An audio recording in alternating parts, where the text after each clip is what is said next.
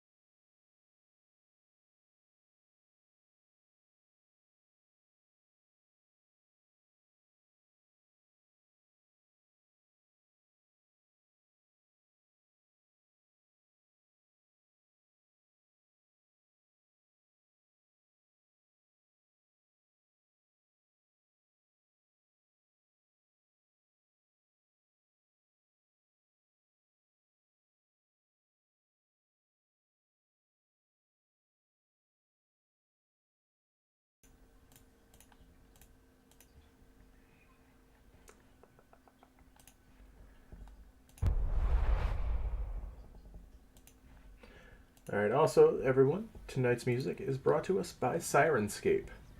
Not sponsored, but we're using the product, and it's a very great product. If they want to sponsor us. Alright, so, welcome to Odyssey of Eternity, Ravenloft of Sossal. Last we left off, the party had been helping out this young frost druidess at her orchard, pumpkin patch sort of thing, and just in time for the holidays. The party found that her scarecrows, the defenders of her estate, had been going a little haywire, and had attacked her and left her in a sorry state. And, well, the group decided to help her and to set up some sort of ability to figure out what was going on. The party had gone to the barn first and fought a creature made of living clouds, poisonous in its intent. The party struggled, but survived and persevered, finding several magical sigils carved into the barn. The party then went into the pumpkin patch, found some more sigils, found another crystalline minotaurs of a scarecrow, ended up taking the sigils down here, and the minotaur, the scarecrow of crystal, returned to normal.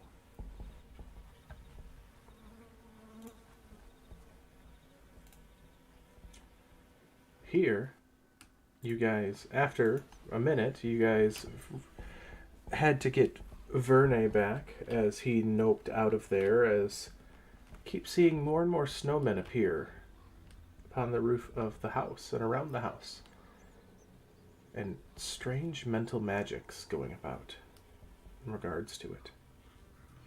You got him back and were able to fully finish up.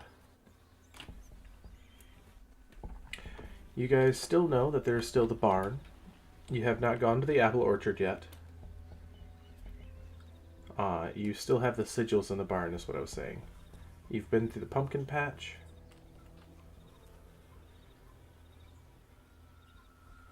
So what would you like to do?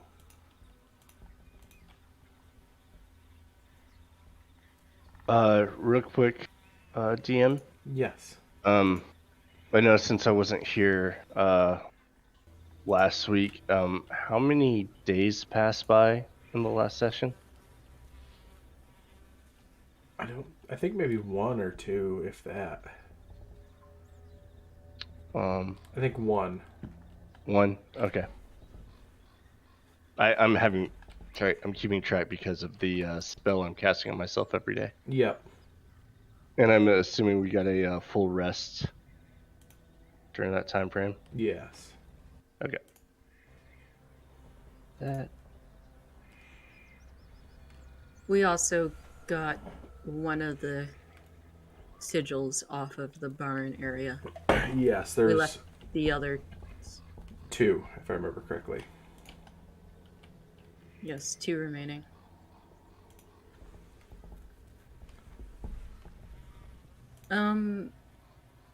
Would Vita know, and I don't mind doing a check for this, I just need to know. Would Vita know if a warlock pact has to be made solely by a humanoid? Roll me an Arcana check. I'm gonna give her guidance when she does that.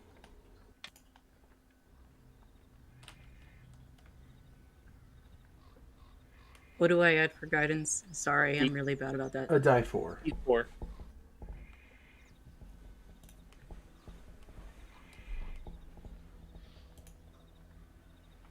$20. 20, alright. You would know that usually warlocks are humanoid. Most that you've seen You've heard rumors of intelligent creatures forming pacts themselves with other beings. Alright, as I believe we were on our way to the orchard, I will relay that to the party. And also that I wonder if maybe where our witch friend plays in all of this because of, well, our druid friend, because does that mean there's another person or something else that made a pact? Because we've only seen her so far. But there's warlock magic in those curses or the hexes that we've seen. So there's got to be something else or someone else that agreed or is trying to make an agreement. At this point, Phelan will come walking back up to the party. To say, apologies for being delayed. These woods, if I wasn't mistaken, feels like I'm almost at home. I even got a little lost for a little while. So, what's going on?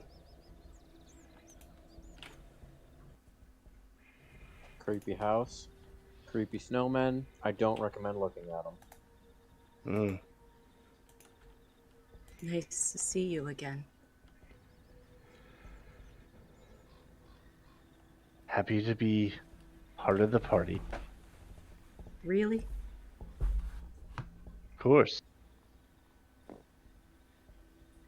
I do apologize for Numa. He gets ahead of himself sometimes. I believe he's still out meandering through the woods. He should be with us shortly. If not, he'll catch back. I believe we had a good talk. You do realize that it's dangerous to wander off on your own. Dangerous for whom? He just Numa. shoots ask questions later, so Numa's an accomplished hunter. I'm sure he'll be fine.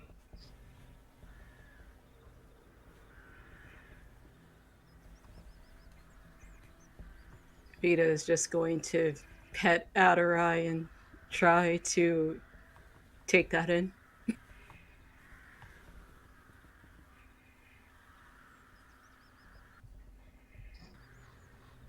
So, snowmen, you said. Mm-hmm. And what were these snowmen doing? Multiplying. They were on the Multiplying. roof before. That's new. Literally just existing. well, they weren't there to start with when we were first there looking around, and then all of a sudden they just kind of started popping up. I would say like roaches.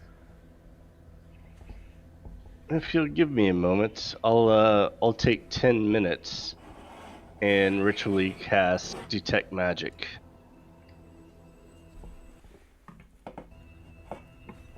Okay. At any time you look over while casting the spells to ponder these snowmen, I need an intelligence save. An intelligence save. Okay. Yeah. Phelan, if you're within 10 feet of me, +3. Okay, it's good to know. Can I also just watch him? Not look at what he's looking at, but just look at him. Yeah, absolutely. That'll be a 23. 23. Yeah, you don't... Something about these things are just a little off to you.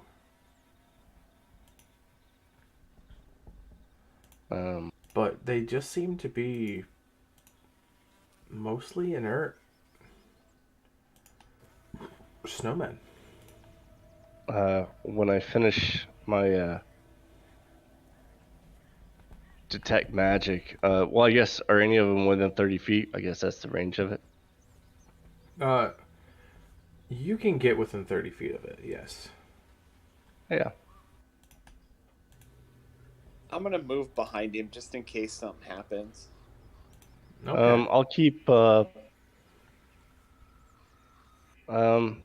guess when I had to do that intelligence save, did I feel anything like a reason? You had no knowledge that you had to make that save. Okay. Um, I guess since I'm trying to investigate a little bit, I'll keep guidance up on myself. Okay. So when you get up to the snowmen,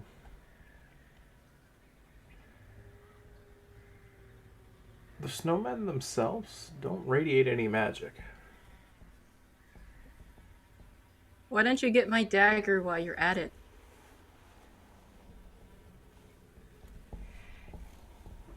Um, is there something I can tell that is radiating magic in this area?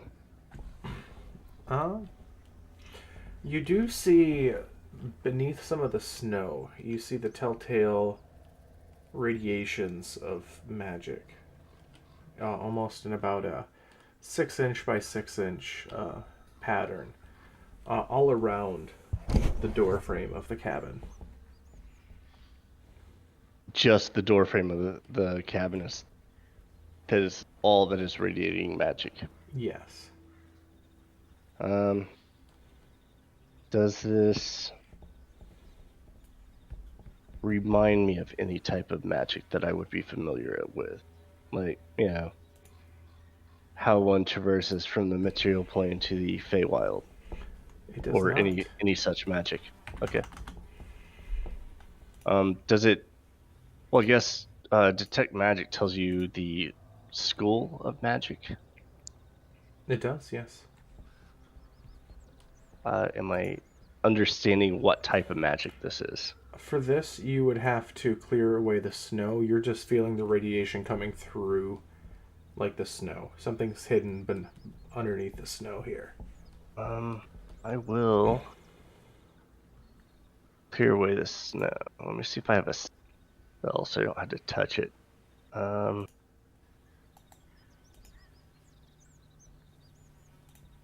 Probably not. I'll look over since I'm next to him and take my shield because it's probably wide enough, and take the flat end and just like slide the snow away from him. Like hold on to the bottom handle and just use it to kind of brush the snow away. Okay. When he points it out. I'll take my blanket and kind of twirl it around, make it look like a little whip, and use that to kind of pop and, locker room style, clear the snow off. All right. So between the two of you guys are able to clear the snow around the door. As you see, the door itself has been frozen by the frost druidess that lives inside as you guys were going about. As she said she would block the door when you guys left. You see some magical runes of warding. These show abjuration magic. Sort of protection all about the doorframe. But this is not in a style of magic that you are in any sense familiar with, Phelan. Okay. These aren't similar to like the ruins that we found that were kind of throughout the pumpkin patch and. No, these are actually completely different from those ones. Yeah. Can we make the assessment that those were hers because she was talking about protecting the door? Give me an insight while you're looking at these. 14. 14. All right. You get just the feeling of absolute alienness to this. Just utter, almost wrongness, even. but they're runes of protection.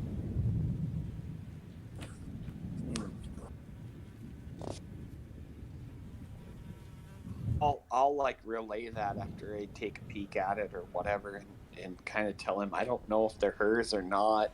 She talked about protecting the door, and we found her kind of encapsulated in this like veil of ice type deal, and she was inside when we found her. We investigated a couple places, and there was weird ruins or whatever that Vita determined was some sort of like hex or warlock magic, like she discussed earlier. So I don't know. It's definitely out of my territory as far as understanding. Well, I don't think it's spiritually related, but I could be wrong because my understanding's pretty basic. could you take me to one of these hex marks? Possibly I could see what type of magic is they're infused with. Be careful if you go near the barn. There's a couple in the barn if you want to go look at the ones in the barn, but there was some sort of weird toxic deal in there. I don't know if it's there anymore or not, but I think we destroyed it, but I could be wrong. So I don't think it's dead. We only got one of the marks. I don't know why, but I'm more concerned that if it's still out there, it could do a lot of damage. It almost got us. So if you go, be careful. I'm sorry, what almost got you? Cloud thing? Giant cloud of poison. Did it follow you? Define follow. Did it move? Yes. Yes. in the area. It was alive.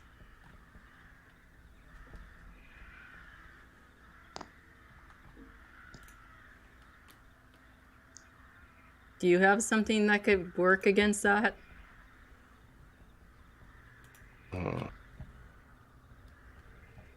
Let me... Also, the music is way too fitting for this right now. Right? Balin, we found I can never hear the music. the hexes or the marks or whatever. If you get rid of those, things seem to kind of go back to normal. We dealt with whatever the golem was in the pumpkin patch. Vita and Agni and those guys, they got rid of whatever the little sigil things that were hanging up and destroyed all of them, and everything kind of went back to normal. So if you can determine what the magic is and either, I don't know, remove it, get rid of the words or whatever they are, maybe that'll clear that. I could try and dispel any magic. That's something I always have prepared. Don't have anything currently today that I could get rid of a curse with. I don't think it was cursed. I think it was a matter of whatever these weird marking deals where it was corrupting the magic somehow. Whatever she set up. And how is the cloud hurting you? It's like a toxic gas. It just it kept growing and getting bigger. And if you were standing in it, it was like... Right, so how did it hurt you specifically? It was felt poisonous? Like Was it acidic? It felt like poison running through my veins. Poison. Also, the sigils from the ones in the pasture or the pumpkin patch, it felt like somebody was trying to make a deal with something, but they were trying to do it by force. You can't take a patron by force. Or it's really stupid if you try.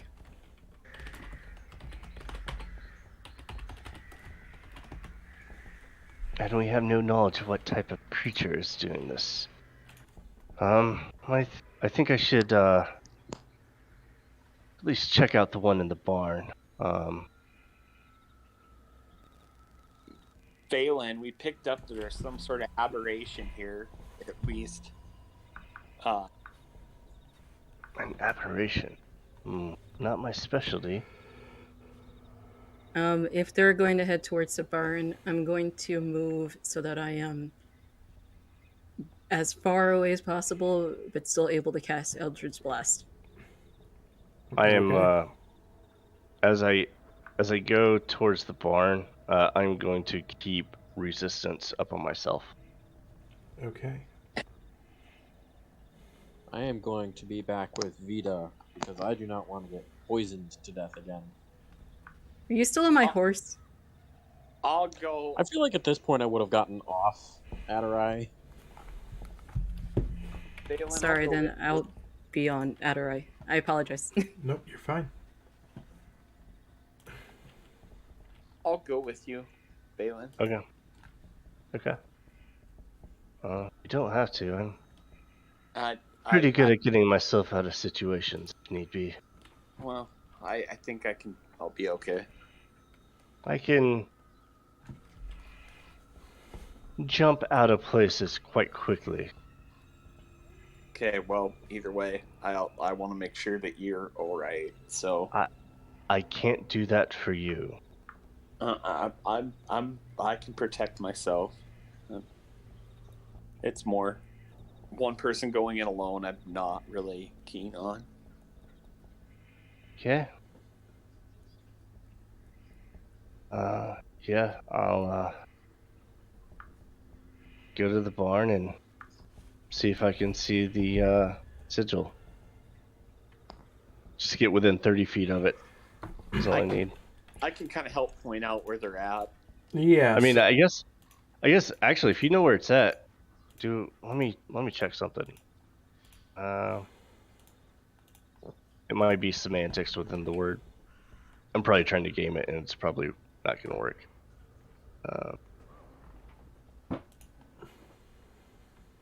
Detect magic.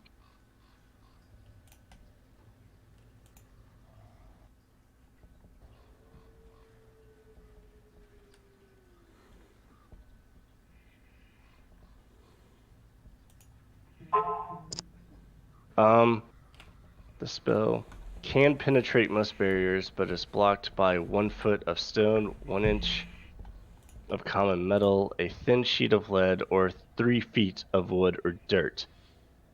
If it's not blocked by anything like that, maybe I can check from outside the barn. Do a walk around. All right. So you do a walk around.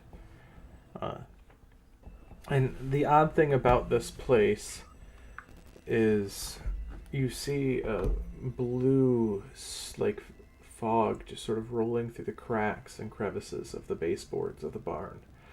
As you walk around the outside, the other people will, your other party members will be able to tell you that is the color of the creature that they fought in the barn. It doesn't seem to be, like, forcefully coming out, but just lazily sort of drifting, almost like a fog machine. Just sort of licking out of the baseboards. And a couple points. You said detect magic goes through a little bit. Yeah, it'll go through wood. Okay. So let's see. It takes 3 feet of wood to block it. Wood or dirt. Okay. So you sort of go about, and eventually you do see a couple spots that radiate. These ones are only a couple inches across, about 3 inches, and they radiate a sort of a dark power. Sort of an enchantment mixed with abjuration.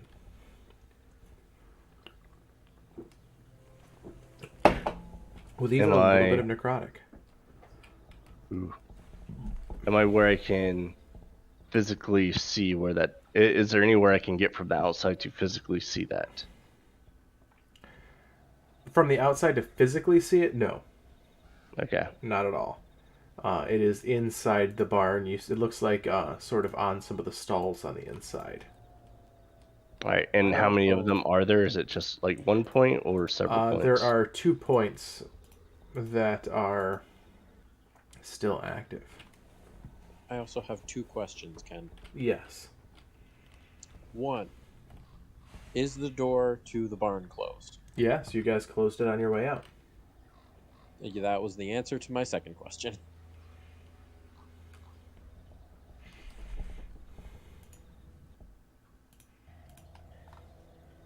Oh, Not those alpaca are certain. probably dead. Quite possibly. Well, if I can get where I can see one of them,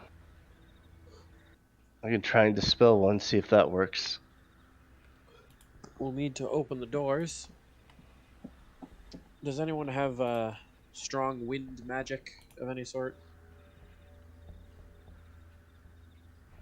Nope. Well, who's ready to start choking on poison? Can we at least try covering our mouths with some sort of cloth?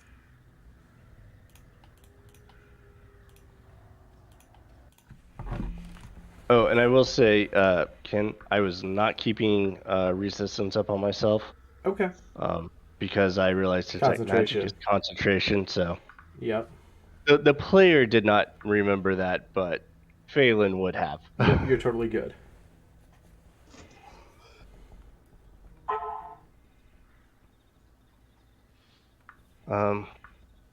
Yeah, I can. Let's open these doors up, see if we can dispel some magic.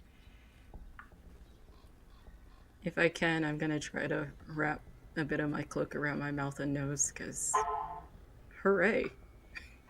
Am I the only one going in? I feel like I should. Do I have a rope? I'll help you go in because I can point out where they're at. Does Oh, well, a rope's a good idea. I know where they're at. I just need to get close enough where I can see them. If someone has a rope, I could tie it around my waist. If for whatever reason I go down, someone could pull me out. If this fog stays around the runes, I've got rope. I will tie throw it around my in. waist. Do you want me to be outside to pull him out? Because I'm probably the best one to pull him out if this goes south. Yeah. Okay. Verne, you want me to be at the end of the rope to make sure we can get him out? Yeah, I was not going anywhere near that barn. I almost died last time I went near that barn. Okay. I will. Not good for me either. All right. I will stay at the end of the rope and. Do the doors push in or out? The doors are traditional barn doors where they pull out and open. Hey, does anybody have rope and a grappling hook? Because somebody could open the doors from the outside, just throw the hook on and pull the doors open, and that way they're, standing back away from them.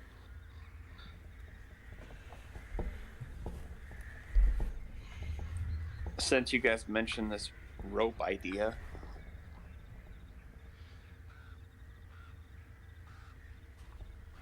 I have an idea of what I could do. Yeah. I'm going to take the end of my rope.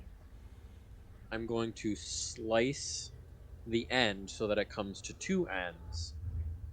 I'm going to go up to the door, stick an arrow through one handle, and tie the 2 sides to either side of the arrow. So that when I pull, it can't slide out because the rope will be blocking it. Okay. And then I'm going to extend the rope fully, which is, I believe, 50 feet of rope. Yeah, 50 feet of rope. And then, all right, this is the best I can do. Okay, well, I got a hold of the rope with Phelan on the end. I feel like I'm fishing, Phelan. I'm sorry. I'm not very good at it. It's cold. Not used to doing it. It's fine.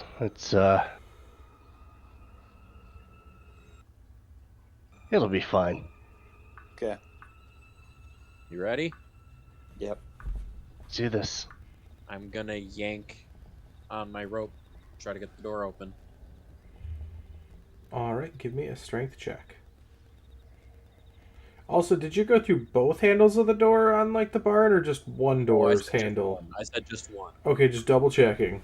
Yeah, I knew what I was doing. It was just one. Just double checking, cover my bases. You said a strength check? Strength check, yes. And it's a 13. That's enough. You're able to finagle the door open. I'm sure it wouldn't be the easiest thing because it is a kind of a... No, it was definitely difficult. It was not a comfortable attempt to open it.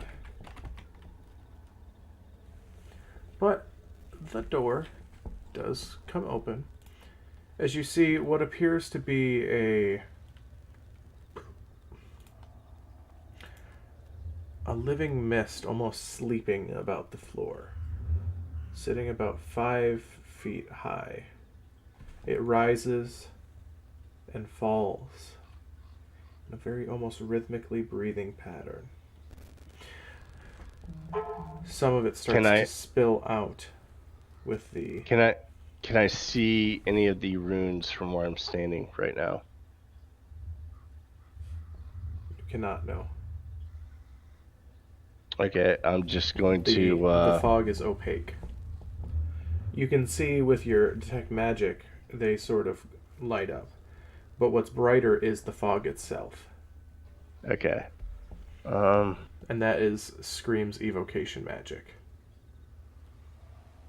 Oh. Well, okay, so detect magic is choose one creature, object, or magical effect within range. Doesn't say I have to actually see it. Just has to be in range. Okay. So I'm going to target one of the runes.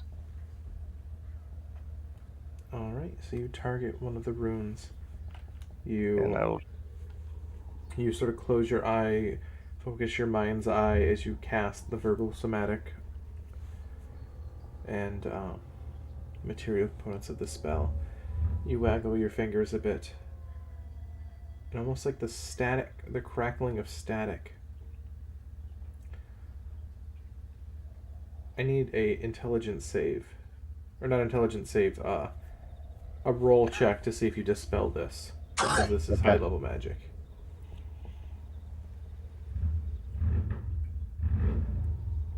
Probably not. Who is sitting outside my house just revving their freaking engine?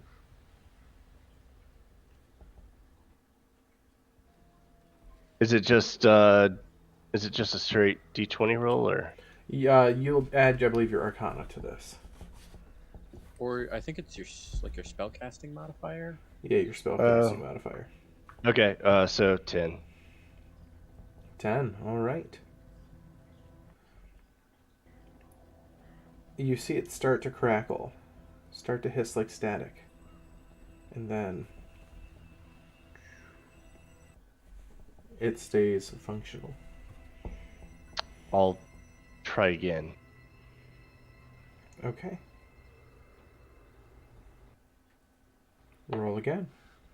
Nope, even lower. Shit. Alright. Well, that doesn't seem to be working. I'll back up. Close the doors. Alright. What did you roll for that second one? 8. It was lower. Yeah. Yeah, does not crackle it.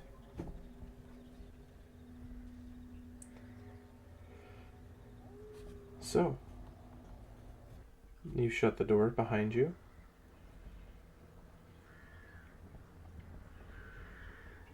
As you shut the door, you see the doors blow open with a slam. Are you guys standing there, or are you guys trying to get out of the way as the doors crash open? I He's was the only one definitely riding moving. the rope 50 feet away, and I wanted to stay back. I did not want to be close to that barn. Alright, roll me a group stealth check here. Eldridge Blast is 120 feet, and I'm on the edge of that. Yup. Yeah, after opening the door, I would have backed up as well, since I have a long-range bow. Are you kidding me? I'm at the end of the rope, so I'm like 50 feet from him when he's going to close the door. I'm gonna use my inspiration. 45. Well, I thought it was good. Then I realized I have disadvantage, so that'll be a 6. 17. Okay, I 6, got a 17, 21. 21. Okay, I got an 8. an 8. Alright.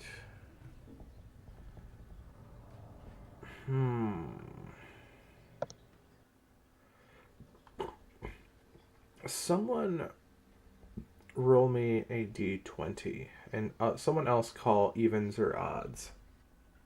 I'll roll the d20. Odds. Good choice. I rolled a 1. Alright. You guys see, as you guys dive out of the way, the fog angrily swirling about does not seem to be able to see anything.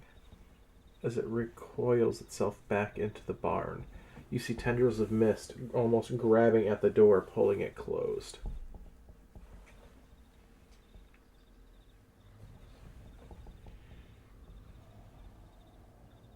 Well, we could always just light the barn on fire. I don't know if that would help. I don't know. Do we want to go check, see if we can't maybe make it easier by getting, like, clearing some of this other tainted magic or whatever you guys figured out? Did you see the alpaca in there? You guys removed the alpacas the last time. Oh, good. Oh, we did? Yeah. Nice. All right. Fire guys is took- an option. Don't think letting it not have a place to be confined will help. That's true. Fire might kill it. She I just- said... Sorry, Vita. Go ahead. I just said fire was an option, not the decision. An option.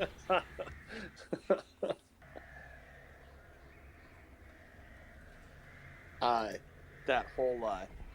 she said that these things are tied to areas, so I don't know, like, exactly, because I don't understand exactly the magic that she's used to create this.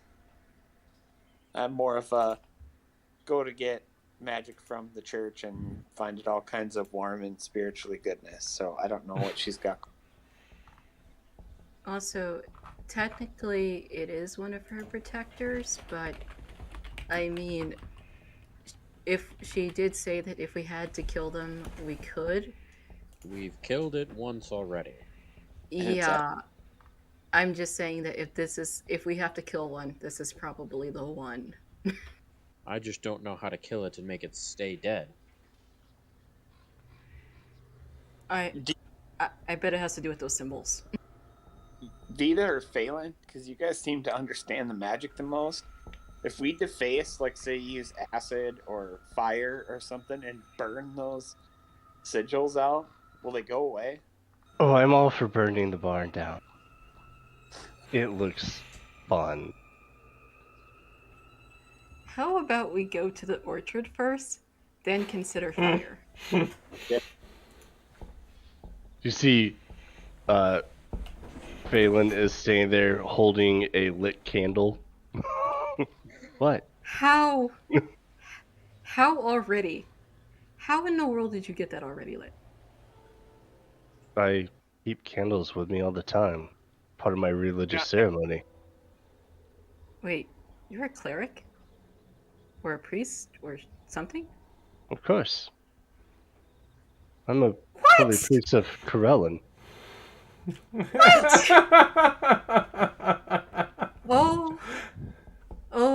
Oh no. Verne just gives you Oh a no. confused look. I Oh no. I'm just surprised you never joined me on the Sabbath. I pray I often to don't Corellin. worship. I don't worship that god. That God believes in you, regardless of your worship.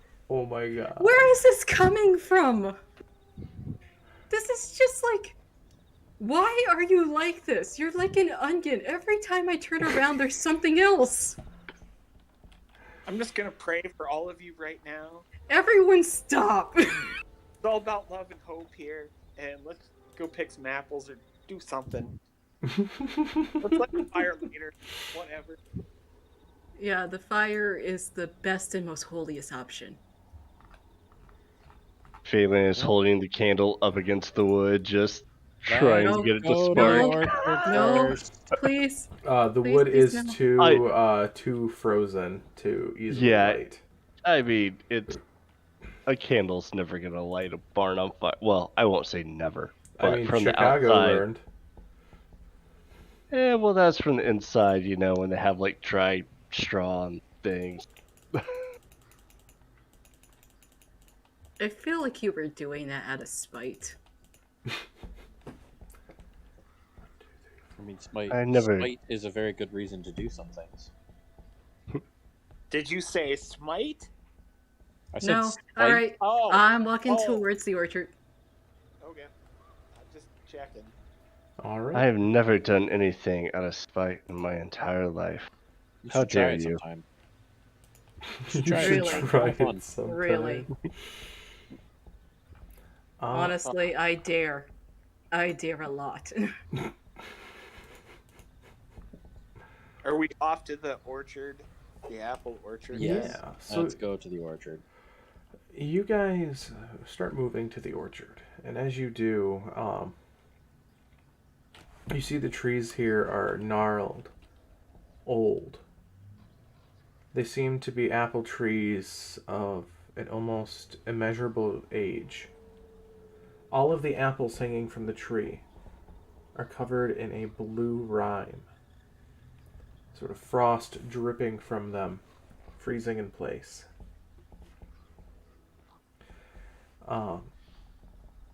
These things seem to be still growing, however. They seem almost fully ripe despite the cold, despite the frost.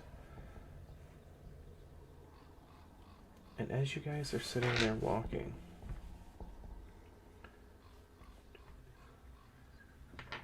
Verne, Mm-hmm. an apple flies from the tree.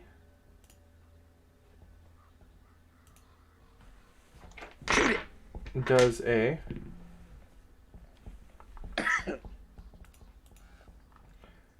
does a 13 hit you? No, it does not. All right. You see the apple lays on the ground. Almost seems like you can't tell if it fell or if it was thrown. But it does lay upon the ground.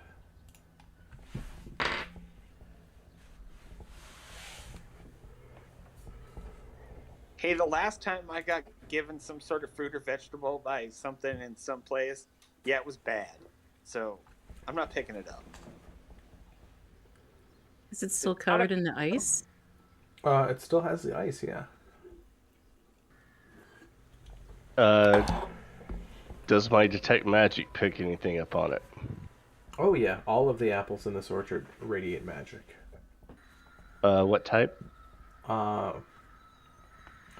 Restoration and evocation almost thoroughly mixed. Could be healthy for you. Could be deadly for you. Gambler's choice. I don't really feel like finding out which one that is. I thought you wanted pie. What? Tellman, another apple drops sort of near you onto the ground. Maybe we should move. I mean, we are trying to find the sigils. Yeah. Phelan will pick up one of the apples. All right. As you pick up the apple, seems to be a regular apple, minus the blue skin from the rind. And as you ponder it and you look at it,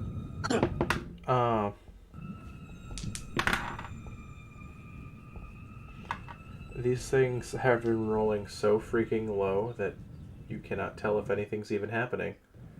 You just hold the Even apple. with my alert. Yeah. God damn it. Right now it just seems like fruits are falling. I'll take a bite. See if it's any good. Roll me.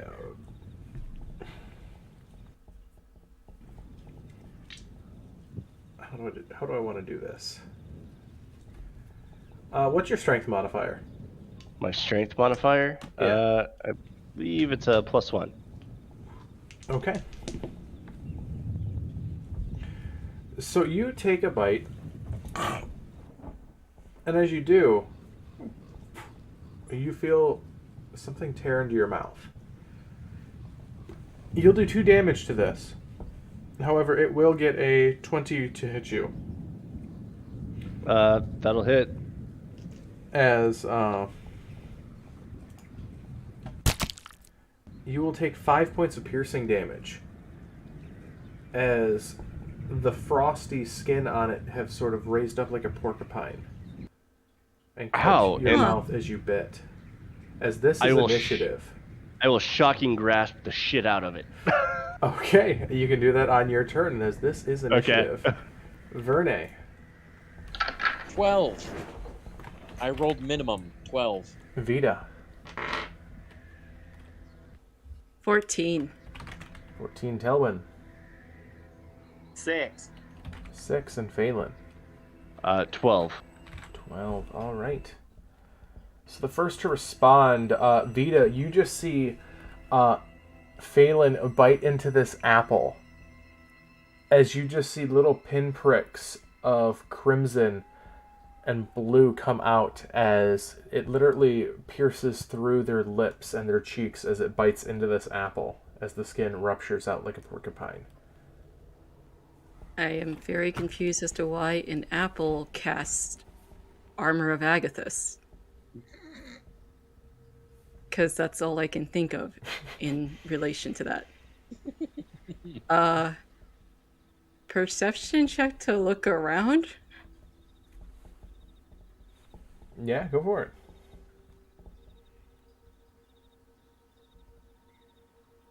I once again notice nothing. 3. 3.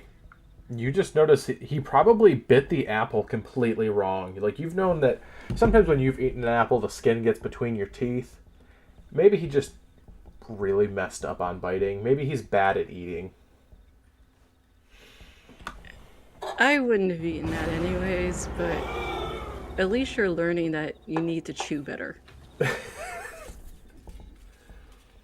You've heard maybe on there's certain holidays where parents get worried of people putting razor blades in the candied apples and stuff like that. Maybe he got one of those. How would I know that? I'm so sheltered. Hey, that's my line. But yeah, so what are you doing, Vita?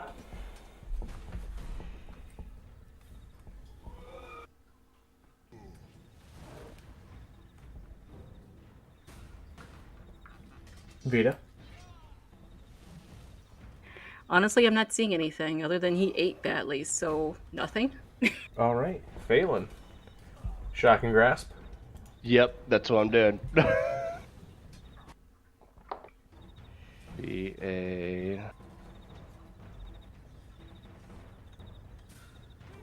spell. That'll be a 14 to hit. 14 will miss. Oh shit. Okay. How do you miss an apple you're holding? I would say you have advantage on this because you are holding it, by the way. Okay. So it's grappled. Technically, yes.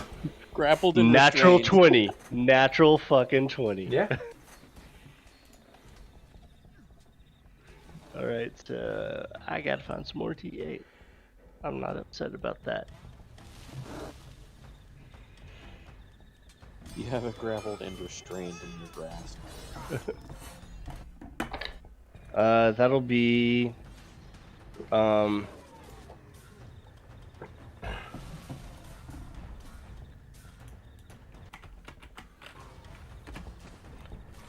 26 lightning damage. 26 lightning. That apple is definitely toasted. It sort of shatters in your hand, the apple juice and spatter getting all over the place. I just try and shake, get the gross stuff off of me. Yeah,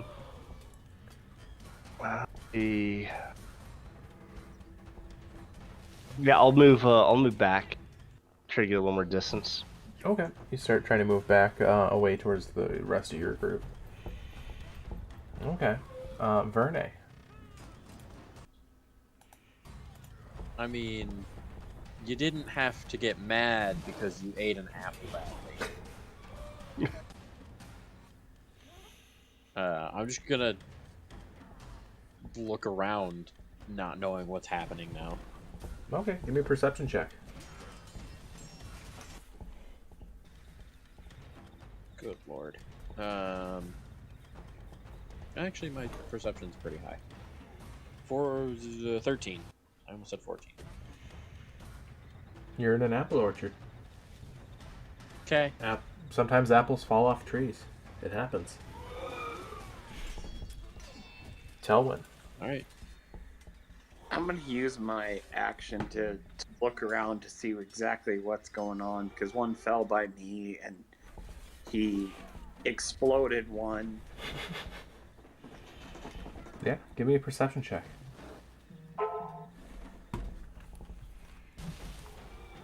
24. 24. You start seeing a lot of these apples in the trees.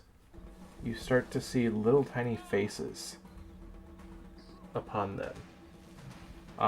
Growing very wicked frost-like teeth.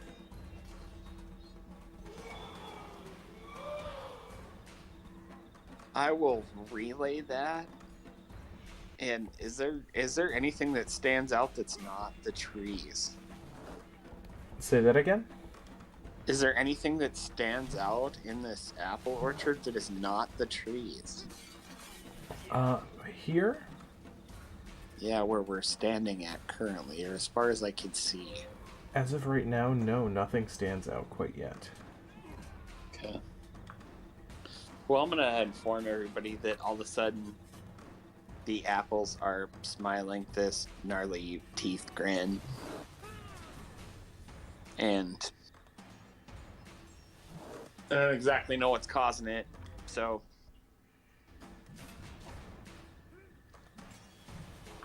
this is definitely the fruit of our labors, but yeah.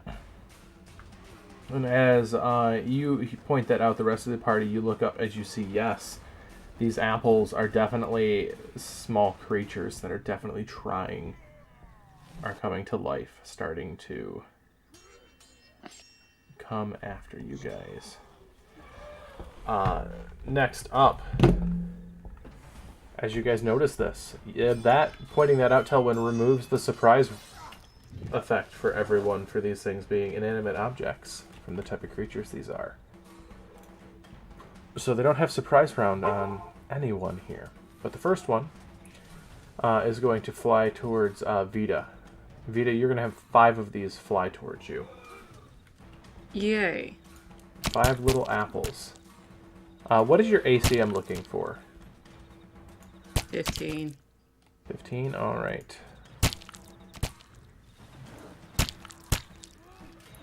So out of all the apples, only one manages to hit you, and it does take a large bite off at you. You'll take 5 points of piercing damage as the apple bites you back. Gets you right on part of your arm, rips a chunk out. and hangs there. The rest of them sort of miss you completely and hit the ground.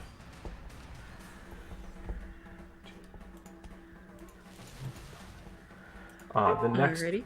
The next one, Phelan, you're going to have 4 of them coming after you. As you see, they start picking up and flying about. What is the AC I'm looking for you, Phelan? 18. 18, all right. Only one of these will hit you with a 22. Okay.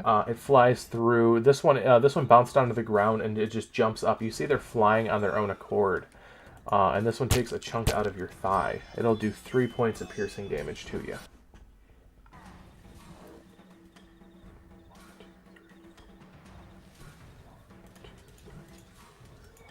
The next one is going to go after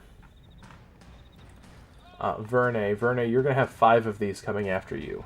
What is the AC I'm looking for you? 15. You're looking for a 15 on me as well. Okay.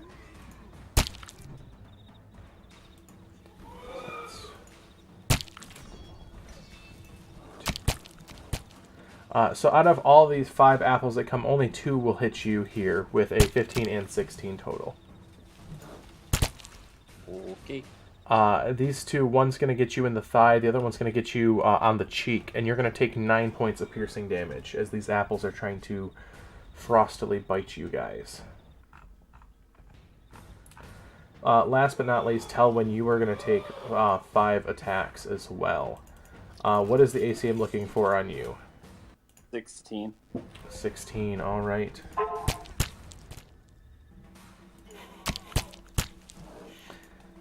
My girlfriend just sent me a text saying angry apples. She's in the other room just listening. Lol. Alright, Telwyn, on you, we are going to have 3 hits. 18 being my lowest out of the 3 that'll hit you.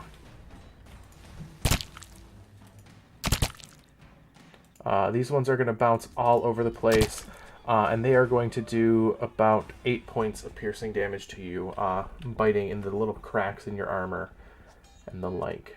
Vita, it is your turn. There's currently about 19 of these apples bouncing around. Jeez Louise. I want to cast Shatter, but I want to cast it so that I can hit as many as possible without getting anybody in our 10-foot range of it. Possible? Not. Not possible. You guys are all surrounded by these things. They're all over you guys. Nice. They are very tiny apples, and they are pretty much Alright. surrounding you.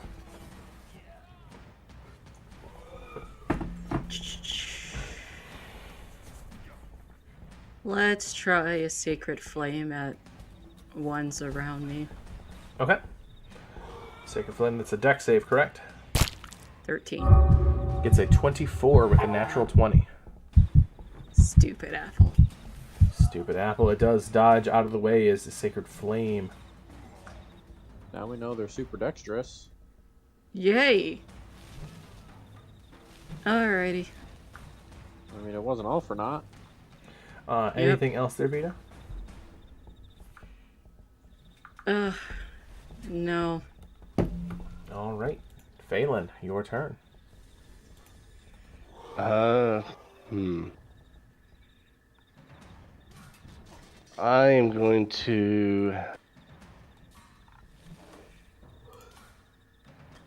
cast Magic Missile at 2nd level. Okay.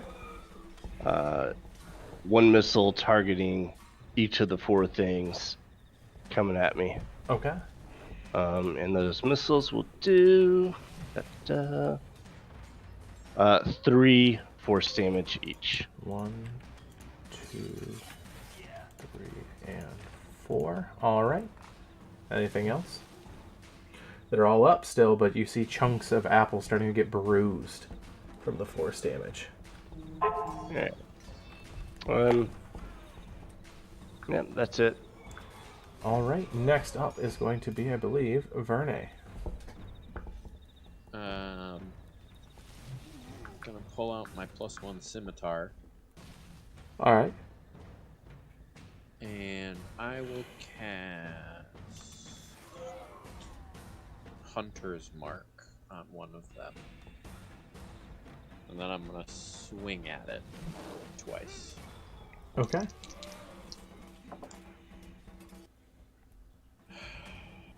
Miss once, because that's a 10. The other one is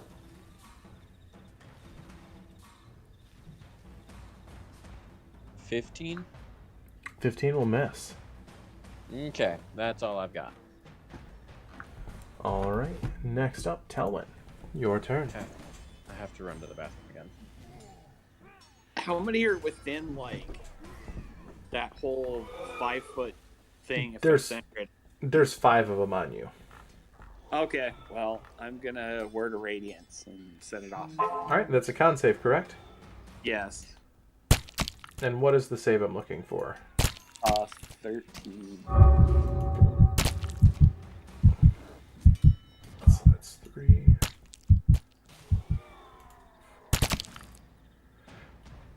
So 3 fail, 2 succeed. 8 damage. It's radiant. That makes a difference. It does not, but the 3 that fail are instantly destroyed. Holy goodness. You cast Holy Goodness as they shatter and...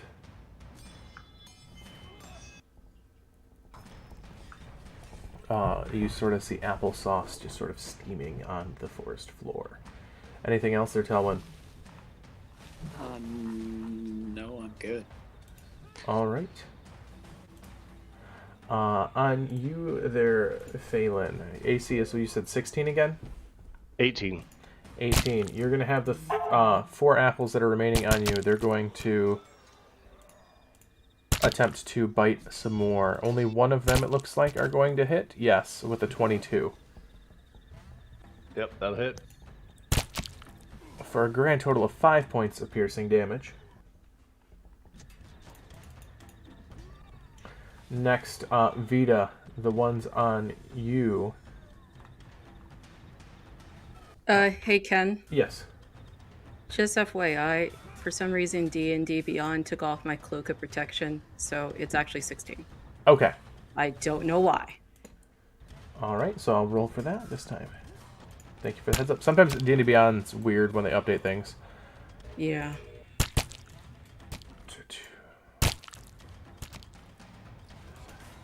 So you said 18 now for you? No, it's 16. 16, It was all right. 15. All right, so only 2 will hit this time, a 19 and a 20. Okay. As you will take a grand total of 7 points of piercing damage there. Verne, the 5 on you are, you said 16 for you, Verne?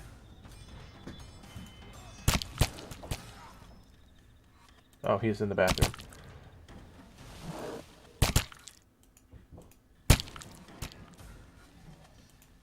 Well, not a single one rolls higher than a 10 to get Verne, so he's safe this round anyways. And then the 2 left on you, Telwyn.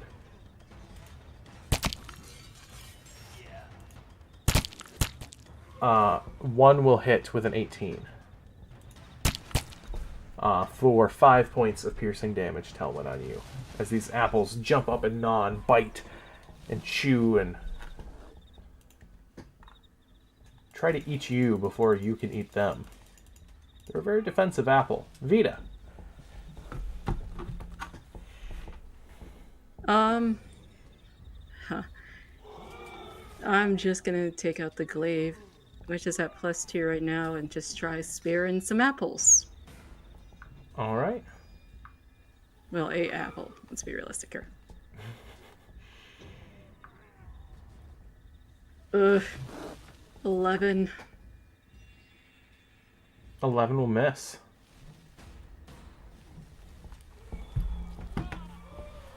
Alrighty, and I will use my healing pool for 2. Okay, sounds good to me.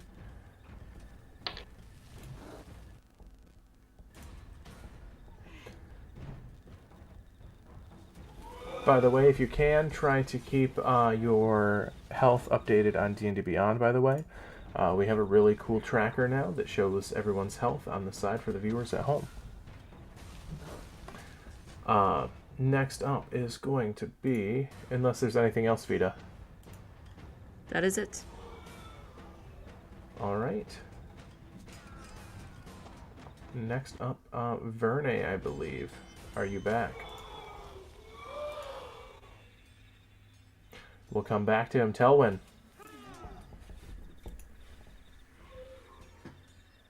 If I move in between, because everybody's got these things kind of surrounded, how many can I target with that thing that I set off around me? Because it seems to be effective. Right now, there's not a way for you to move without taking an opportunity attack, but you could get up to...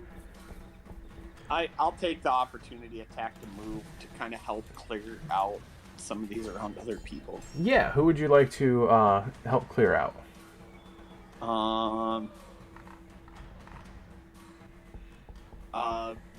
Whoever's closest to me, randomly, I guess. Okay. So let's say you move up to help the ones on Verne, as he's the closest to you. You will take a op attack, and it'll be a crit. For 5 points of piercing damage from a crit. As one of these bites you right in your hamstring as you run out. But you do get, and you can get within, you can get 3 of them. 4 if you get a little too close to Verne for comfort. Well, that's alright. He can handle me being close to comfort. Alright. So you cast your spell, con saves, all about. They all fail. 11 points of damage. Alright. 1, 2,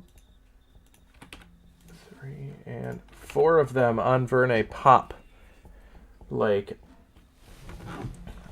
nothing else. Little, almost like sounds like popcorn exploding as they rupture. Anything else?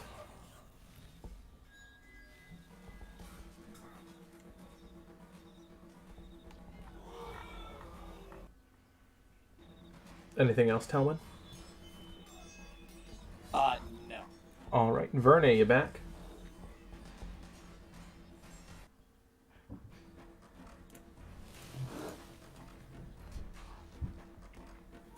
All right, Phelan, the 4 on you.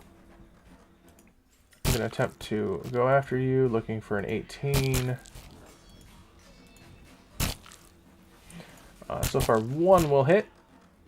2 will hit with 19s. Okay.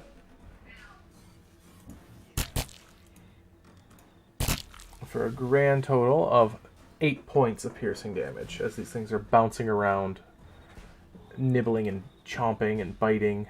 Just an awful time. The 1 on you, or the 5 on you, Vita. So I'm looking for a 16, if I remember correctly, correct? Yep.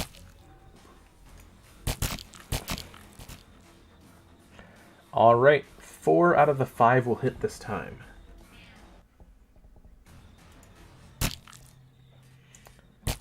For 3, 7, 11,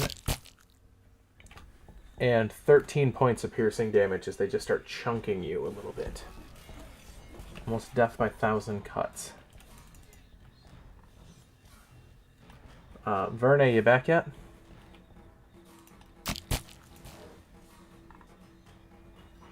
Because the one on Verne is going to hit him. Dealing 5 points of damage to Verne.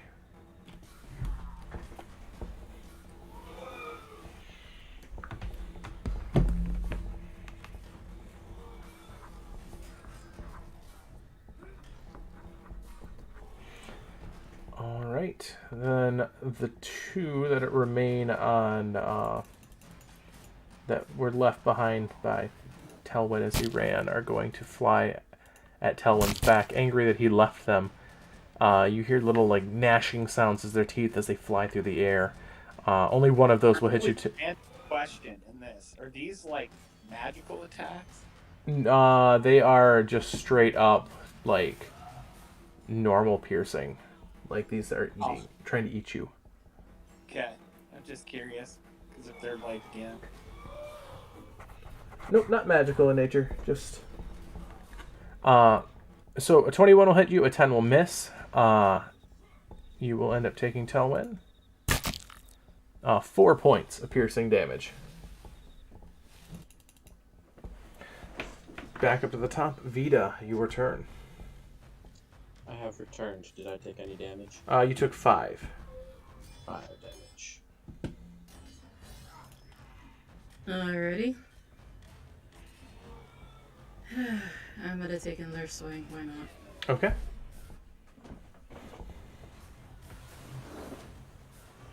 $20. 20 will absolutely hit.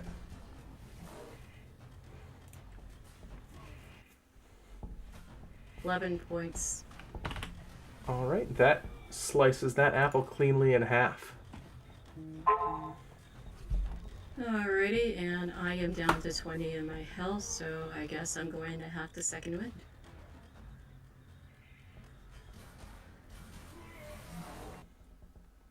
All right. Next up, Phelan. So I'm going to cast Magic Missile at first level, targeting 3 of the 4 apples around me, and it will be 3 force damage per apple. 3 force per apple. You said 3 of them? Yep. All right, all 3 of those apples are barely hanging on. They're beaten and bruised, but they are still gnashing their little sharp needle-like teeth. Okay. All right. And with that, I'm going to phase step away from these things Okay. with my bonus action. And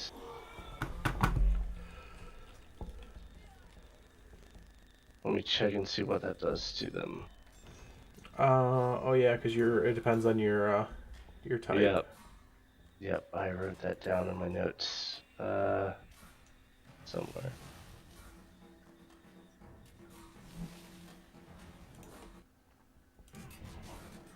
They need a DC 13 Wisdom save. DC 13 Wisdom save. All right, let's see here.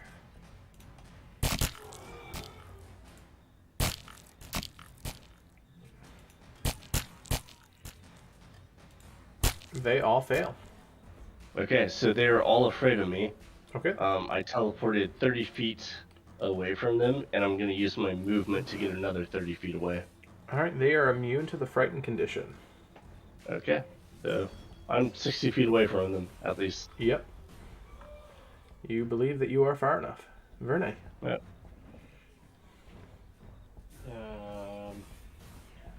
Telwyn had run up to you, and he killed 4 out of the 5 that were on you. Nice. Appreciate it. I'm going to swing twice at... Is the one with my hunter's mark still alive? Sure. Cool, I'm going to swing at it twice. All right. That's better. That's a crit and a well over 20. Oh, yeah. So that's 66s in total.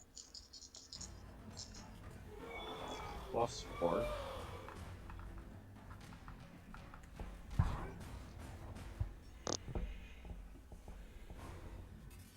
$19 points of slashing damage. You dice that up as if you're about to eat it with some peanut butter.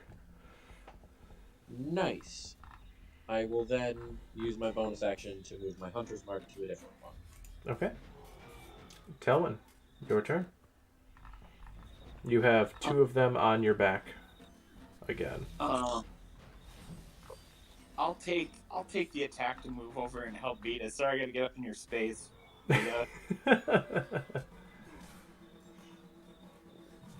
It's fine.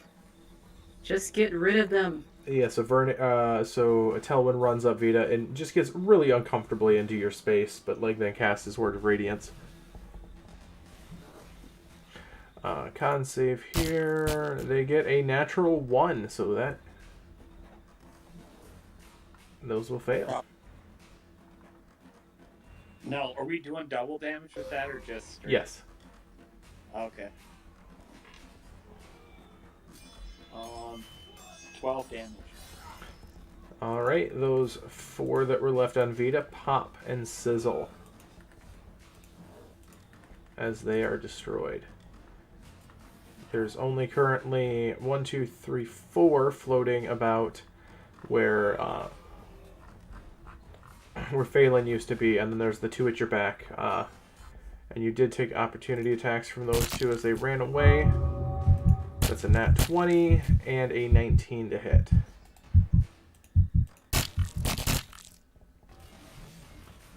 So you'll take Telwyn a grand total of 10 points of piercing damage as you ran away from those 2 to get the ones on Vita. The 4 that were on Phelan, they're going to see Phelan way out of reach for them, and then they are going to zip like paintballs through the night sky as they are going to, let's see here, eeny, meeny, miny, mo. Verne. Mm-hmm. You're going to have 4 of them darting at you. I'm looking for a 16 on you, right? 15. 15, alright. So all but one of those will hit.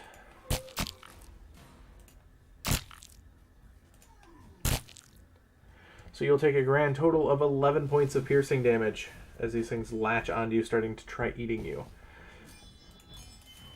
And then the 2 that have been chasing Telwyn doggedly are going to fly at him as well. Oh my freaking god. I am sorry, Telwyn. That is the 3rd crit. I'm not even making this up. Do you want to know what's bad? You've gotten more in this last 5 minutes than I've gotten in the entire campaign. I swear. Ken, go ahead and re-roll that. Okay. My inspiration. I'm re-rolling that. Yeah, I don't know why these dice keep critting on Telwyn. It's just the D&D Beyond ones. I apologize about that, Telwyn. So that'll make it so these 2 apples will miss. Thanks. Vita, your turn. So there are no apples that currently are on anybody, right? Sorry, aren't on anyone. There are 4 on Verne and 2 on Telwyn. Okay. So I am going to... This seems a bit unwieldy, but I'm going to try it anyways. I'm going to try to stab an apple with the glaive. This is insane. Remember, kids, don't do it at home. Go to the neighbor's house. Did you just invent bobbing for apples in a whole new fashion? No, stabbing for apples, but Yeah, I was gonna say stabbing for apples off people's bodies. it's just a very sad 9, because apparently today is not my day. Yeah, that completely misses, unfortunately. You don't stab your friend, which is important. Verne, Yeah, but it definitely makes me switch to real dice. Vita was stabbing at one of them that were on you, Verne, and you just sort of lift your arm up in time as it goes right under your armpit instead of into your arm. Oh, wait, I just realized something dumb. Yes. I have advantage because of mounted combatant. Oh, you do, yeah. So roll with advantage. As your horse is trying to snatch at the apples in the air, thinking they're food. Nope, that was worse. Okay. So Vita, you attempt unsuccessfully mounted combat against these apples, but they're proving too much a foe for the immediate swing. You're trying to get used to the cadence of swinging from horseback. You're getting a hand on it. Assistance. I appreciate the attempted assistance, but maybe not lopping off my arm. Phelan, it is your turn. You are 60 feet away. How many are left up? There are, I believe, 6. 2 on Telwyn and 4 on Vernay. The 4 that were on that are on Vernay were the 4 that were on you. Okay.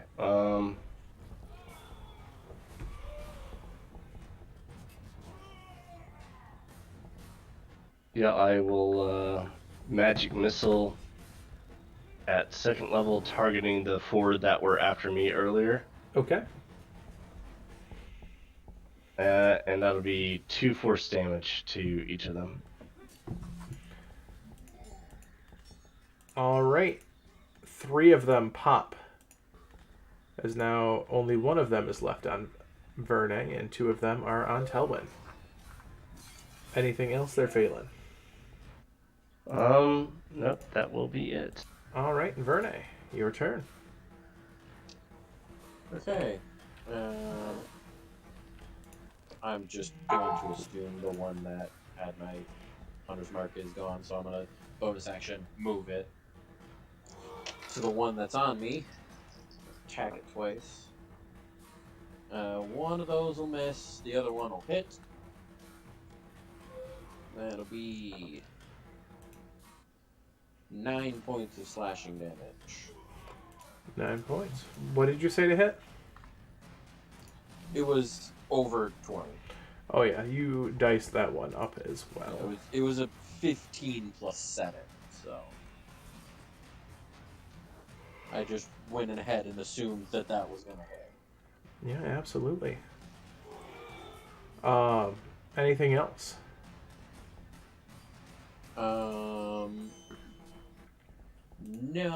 No, that's it. All right, Telwyn, all you have is the 2 on your back. Yeah, I'll use Word of Radiance again. All right, they both fail. 6 damage. 6 damage. All right, you pop the last 2 there.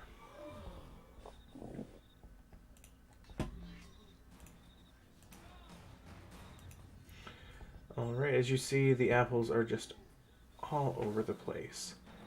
They are completely just shattered upon.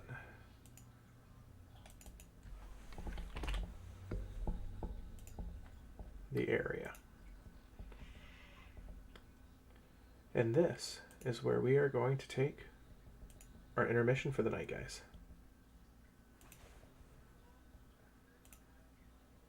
You guys and playing Fruit Ninja. Right? Except this time the ninja was attacking us. All right, let me mute the stream here. Not to sound warlicky, but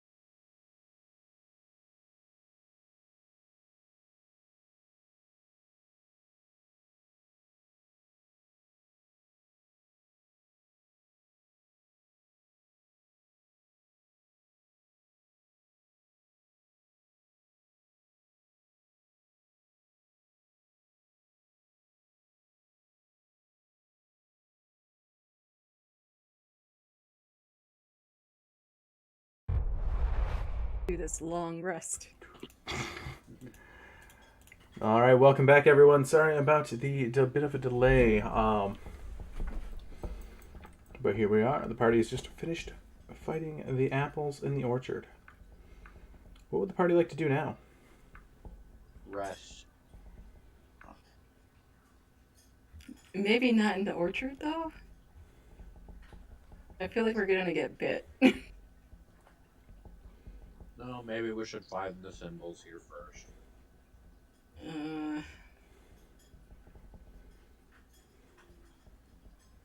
That's a good point. I'm going Since we can't do to anything about them. Yeah.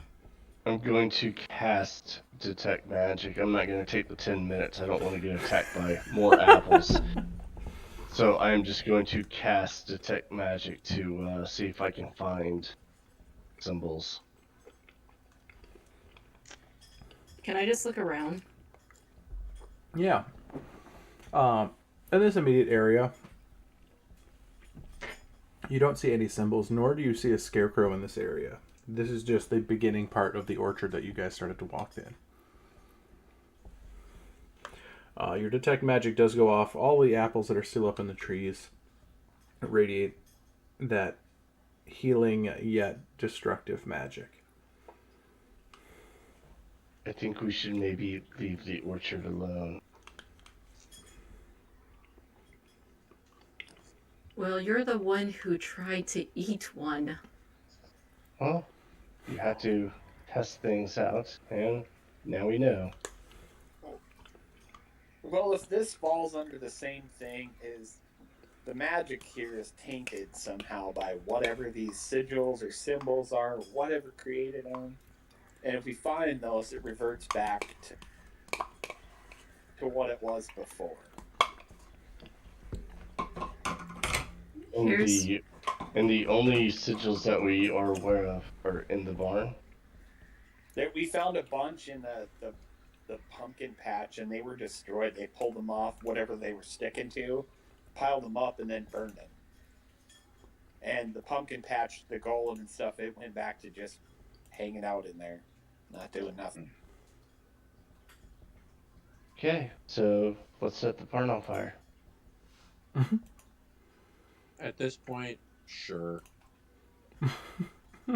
Honestly, if we can get a longer short rest, because I don't know if we should be around the snowman, or go back into the cabin or not.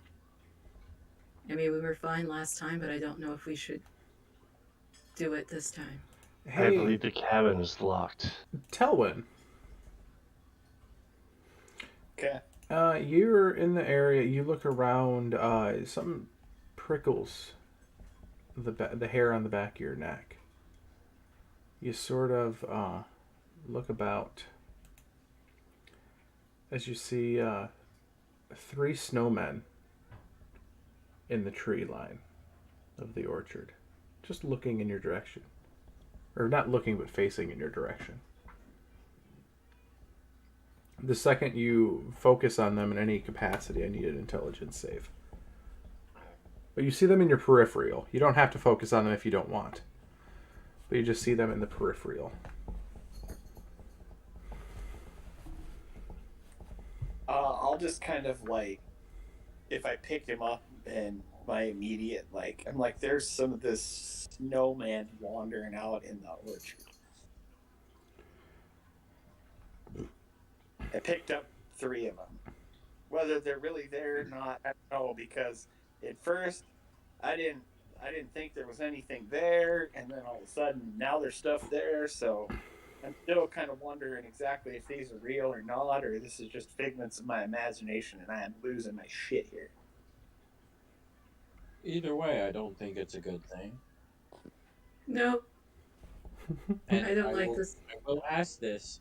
Are we sure we want to continue this course of action and stay here? Well, we offered to help the lady. I'm not even sure that lady is telling us the full truth here. Well, I thought one of us incited and picked up that she was honest about what was going on. You did, I'm and you did get the getting feeling that she was being honest.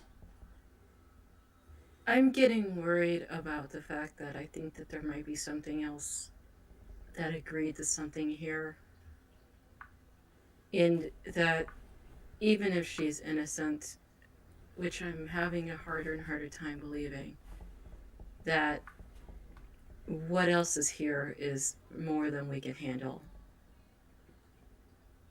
We're not And even I sure what's here. Is the worst part.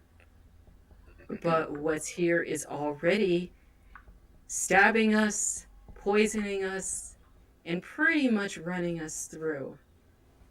How much longer before someone ends up dead?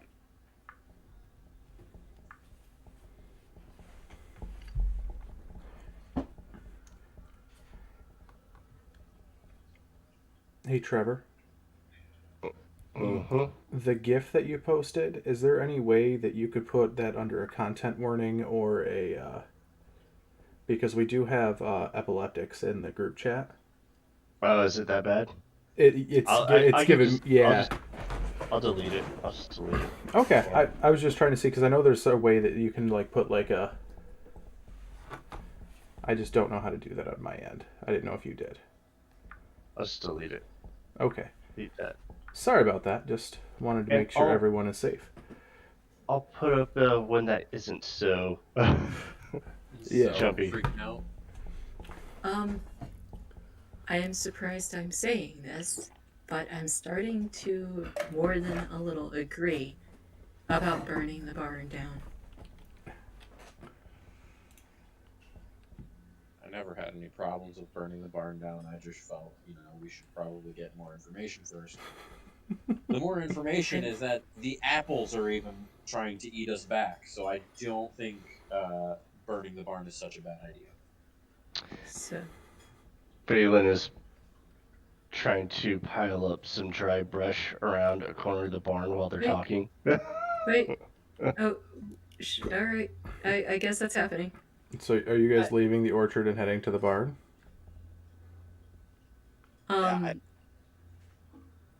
Do we want to try to get a long rest from our retreat I distance that Bernie established? I would very much like to get a long rest first, or else I might die to that cloud of poison. I feel before we burn the barn down, we should get her out of there, or try to get her out of the building and say, "Hey, look, She's not in the barn. Yeah. she's in the build." Well, yeah, the barn. I keep for some reason thinking that the barn and the building are attached. Yeah. So there's the cottage in like the middle of the area. There's a barn off, probably about 150 feet off, to the east.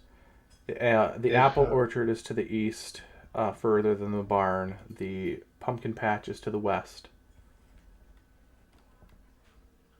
If you guys want to get a safe distance away, I can start this fire myself. I'll be fine. All right. I've got a plan. If That things go concerns me. bad. That concerns me more, but okay. I worry about one thing, that whatever is contained in there is contained by the barn. If we burn it down, it just spreads and it just keeps getting bigger. But that's a personal view of that, whatever that sentient or billowing mass of whatever that is in there. I think sentient is a good word for it. Poison, goopy, willowy something. Yeah. Yeah. My problem. Go ahead. My problem is that we don't have anything that's capable of really killing this thing. If we try this, go ahead. We don't know that we need to kill the thing so much as maybe burn down the sigils and the thing goes away. Yeah. Or it dies in a fiery death. Hey, Gas is very prone to burning. Oh, it could explode. Vita, do you Yeah. think if you were to burn these, like these sigils on fire, or like use acid to burn them off the wood, that it would destroy them? Or is it like him trying to dispel the magic? He could keep it away. I probably have to make an Arcana check for that, but We I I already burned mean, them tried. with paper, but I if you already, I already tried dispelling. That's not yeah, working. So but now that we're doesn't make burning. sense because Agony was able to get one with the spell or something like that. Well then, Agni can try and dispel the rest. I am burning this barn down. I am not. Never mind. It is the logical thing to do at this point. I only have so much magic. I tried multiple times. It didn't work. I get where you're coming from. I'm not disagree with you. hey, Do what you if we get do that? a little? Do What you if understand that? Is that coming across? Sorry, I didn't actually hear what you said, Vita. I said I'm not disagreeing with you. I get where you're coming from. Do you understand that? Oh, perfectly. Good. So do you want to use the torch or should I? You already said you have a plan. I just don't intend to be near the barn when it happens. No, that's perfectly reasonable. In fact, everyone should probably back up a good distance. Best question is long rest before or after? Or at least a short. I am going to go take a long rest in our safe location. Period. Alright. Then Because I'm I going to don't want follow. to be anywhere near that barn right now. I will follow Verne. Yeah, I'm gonna go with you guys, and we'll try to rest and Where's reforge the the plan. where's the safe location at? I Verne don't will think give anyone knows. Verne will give directions to you. Okay. Whether It or was not you can follow them, that's up to you. it was basically as far as Verne walked while in a dash motion. Not necessarily a dash motion, but just a I'm getting out of here walk. Yep. It's a very brisk, I want us to talk to the manager or leave this establishment walk. Yep. I felt it more as the I am terrified of this haunted house and I'm walking through it as fast as possible, and anything that jumps out at me may just end up getting punched in the face. You know, in the grand scheme of things, I think it's the same walk. That's a fair point. Well, now at least Phelan knows the type of distance that he's dealing with. So, yeah, so you guys eventually get to what you deem as a safe spot. You guys have not done any checks or anything to figure this out. But, It is where Verne felt was a safe distance. yes.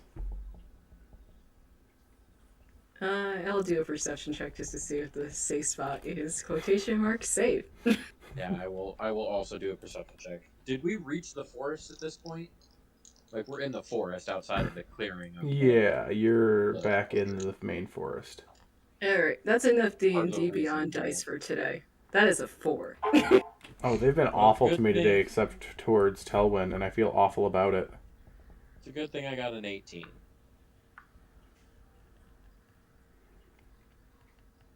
18, alright. Yeah, it seems to be relatively safe in the area. You don't see any telltale signs of predators. You don't see any glaring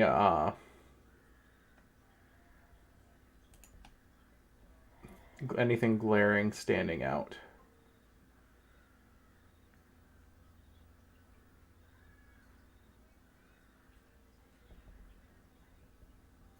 look at Verne and be like, hey, well, I thought it was safer on the snowman, but that's how much I know.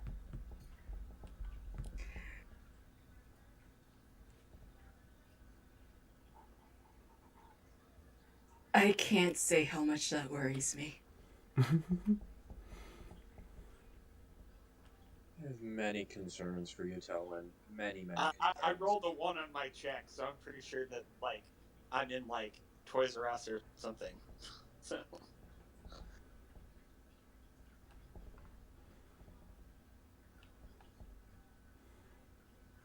Alright. Time for who's going to take which watch. I have no advantage on perception, so I prefer to go with somebody who has something, because I'll take that's my gonna bite. watch with you. Alright, that works. I can only take 1. Do you want the first one or the last one? You also have Phelan in the party, who's an elf and can take. Technically I 2 need watches. 4 hours, Yeah, and then I can wake up and do something. so technically you need 3 watches. So Telwyn takes 1, and then 2 people that can do the 2 hours. So you can get your So full. all of our party members are not here at all. We can't even use them for that. You can use them for that, yeah. Because I mean, Yeah, no. Yeah. You guys can definitely use that. Because this is an activity that won't get them necessarily killed. Maybe. Possibly. mm-hmm. And I know where you live. Do I need to say the one word that matters to Vita the most with all the hatred in her heart? Chi-Chi. And that is your fault, Ken. Well, if we're going to set about watches, I'll take the late morning watches. If I can get 4 hours of sleep, I'll be fresh as a nice spring rain.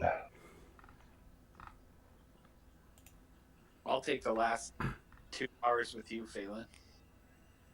Right. I will see you all in 4 hours, and I will cast Meld into Stone and go into the earth. Well, I will just look at Vita and be like, I guess we're taking the first watch. Is Meld to Stone concentration, by the way? It is not. Okay, that was my only question for that. Okay. Was if you fall asleep with concentration. Sleep just... No, you're in there for 8 hours. Perfect. I will take a moment to go. Hey, Well, Phelan. I don't hear you. Alright. I can't sense anything. I realize that. I'm taking a dirt nap. That's fine. The intention was for you not to hear me. You just got stoned. So, since The Rock is not here right now, let's...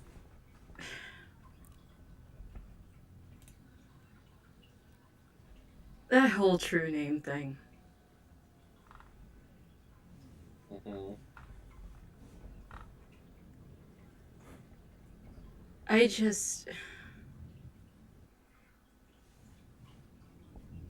I understand that they don't trust us, and I really don't think very much that they don't trust me.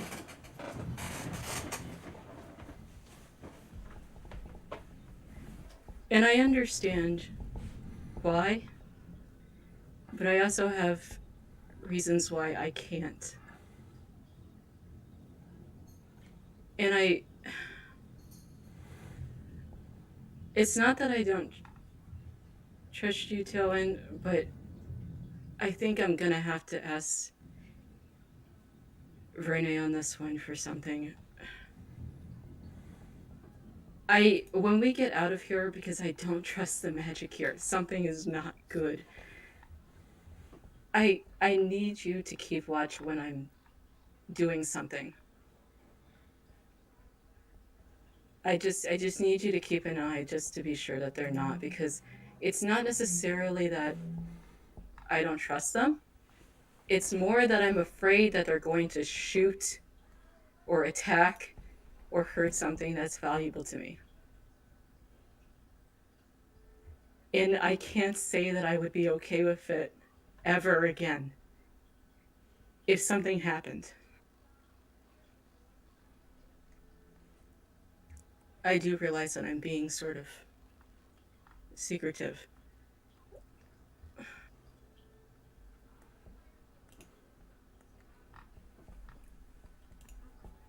that's understandable.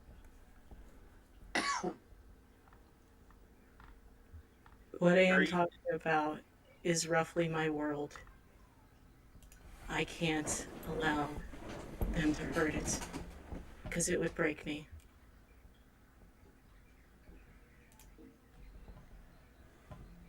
Hey Vita, are you having this conversation while you guys are on watch? Because if you are, then do you like tell him sleeping? Tell him. Yeah, that's right. I forgot Tillen's sleeping. I don't think she would mind if Tillman heard, but I don't think Tillen's awake. I forgot. I apologize, No, Tillman. I just wanted to know for context purposes. Yeah, Because, like, I got it. You so yeah, you just hear that big burgundy bearded guy. He's like snoring. You're like, oh, tell him, Jesus. All right, but yeah, I really need your help on that one, Verna. It's not that I want. There's so much I can't do until I know.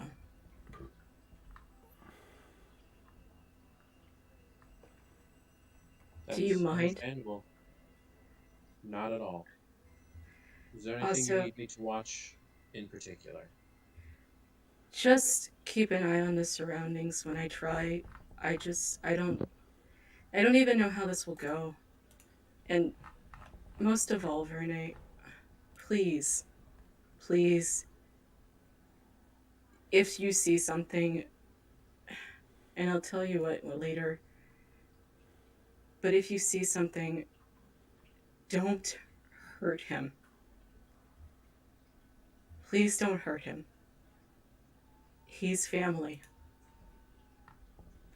Verne Yeah. gives you a very confused look, but does not question.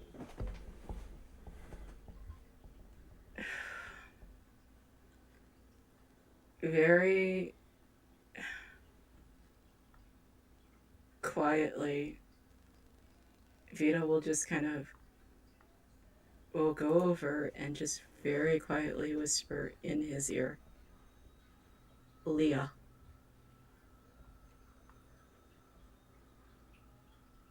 And that's all she'll say.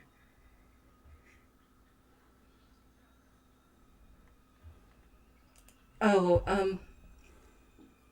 not to sound ominous or particularly sad or anything, but I also wanted to rescind what I said before about if some if I become useless, that I would prefer if you ended me. I don't believe that you would have done it because you already made your point clear, but I obviously things have changed. I never would have even thought of it. I still wanted to say it.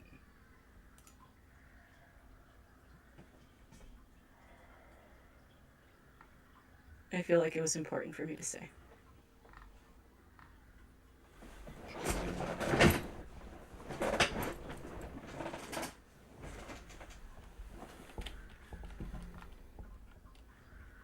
So, what do you think it's like being in a rock? I'm not sure. Maybe something like one of those heavier blankets you may feel at an inn. You know, I imagine when you it's just very like cold. roll up and that could be. Think it matters what type of rock? That's an excellent question. Like, do different rocks feel different? That's probably how that goes from then on. probably stuff like that. All right. Just random conversations about how meld into rock would work. No, absolutely. Uh,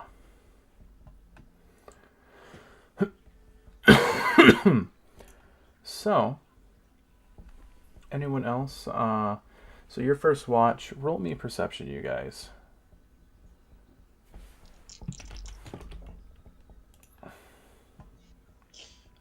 Uh, 22.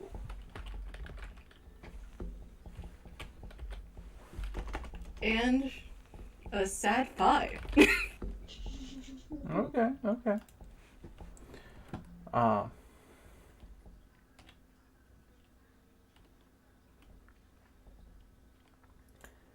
you guys look on to the night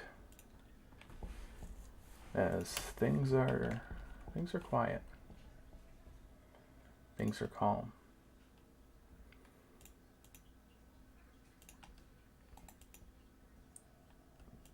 Both of you roll me an intelligence save just for curiosity. Who? Both of you guys that are awake.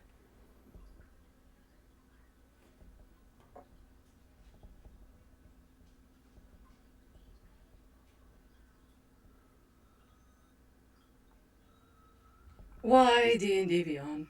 Does Elwyn's aura still affect us when he's sleeping? I believe so. Cool, that means I got a 20. It. I think they had to be conscious for it to. Yeah, I have to be conscious in order for Yeah. it.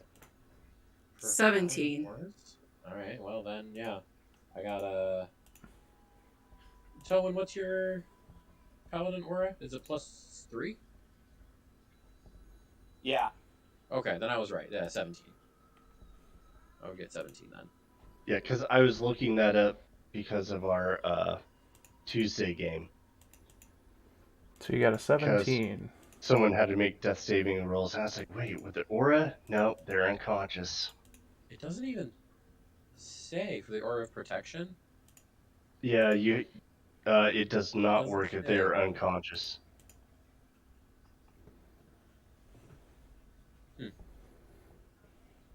Okay.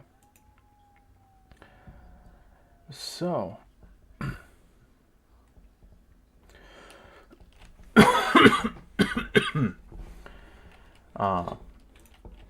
as you look around, keeping an eye out, Verne, you see in the distance a carrot-like nose, two coal eyes, as a snowman is just sitting in the outskirts of camp.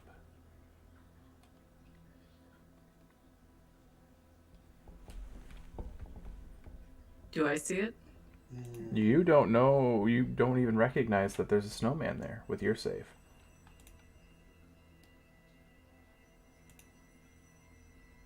Didn't we both get 17?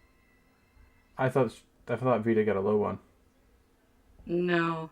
Okay, if you both I got was just- 17, yes, you guys Yeah. both. Yeah, for the intelligence save? Yes, you guys both. Yeah, it was 17.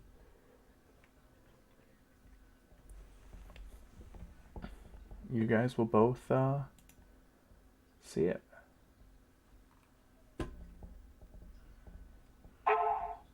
I will say in Celestial,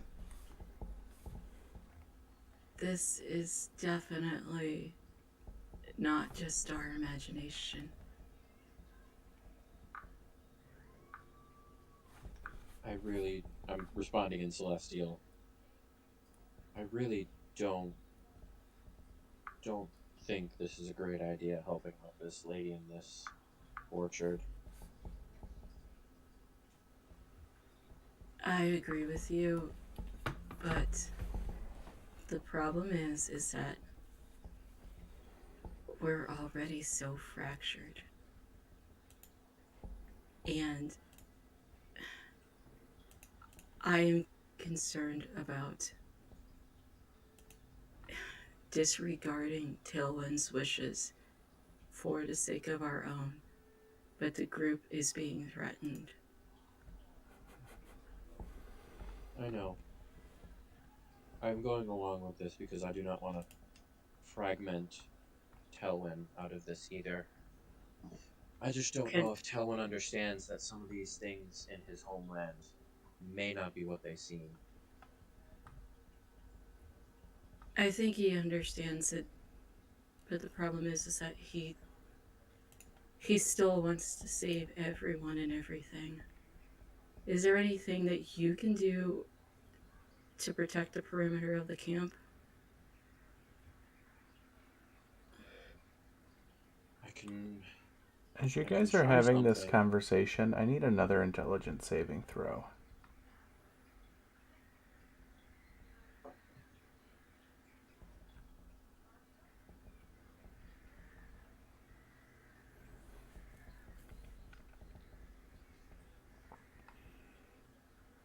I got a 19 that time.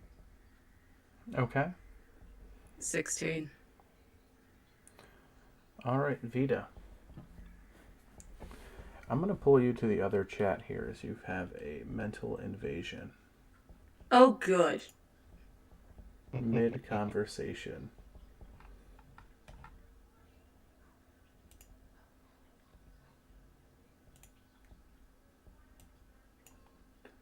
Hi, Vita.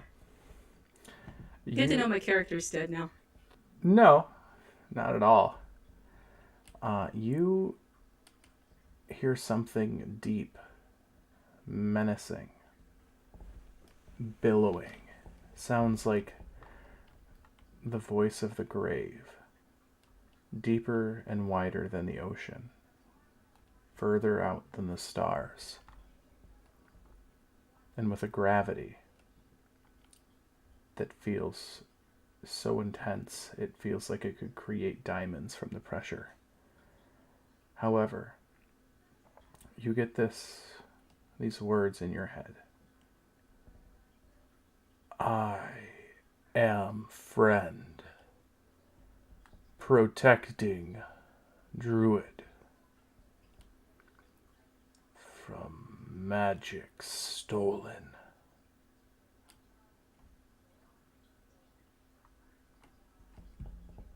Can I say anything?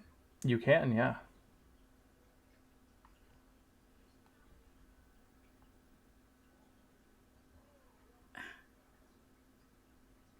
How are you her friend? Ancient agreement from ancestors. I watch and protect this one. But help sometimes needed.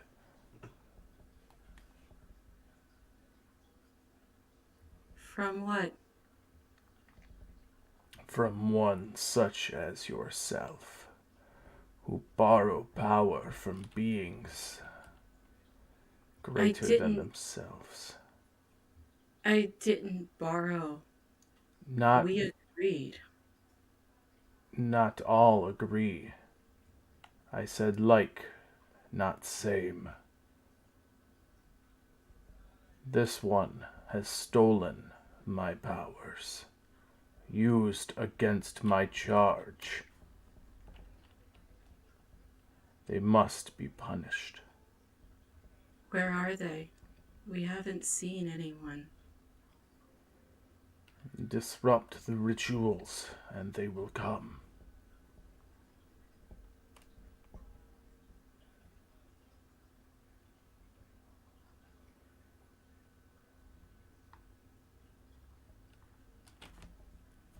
A part of my heart aches to know that you are being disturbed from your partner. I will talk to my friends. Please. Thank you. Did not mean to scare. Please don't scare us any further. I'm going to have a very hard time as it is. I will try my best. As with that, you feel the tendrils of the mental influence recede from your brain, and we can return to the game time chat.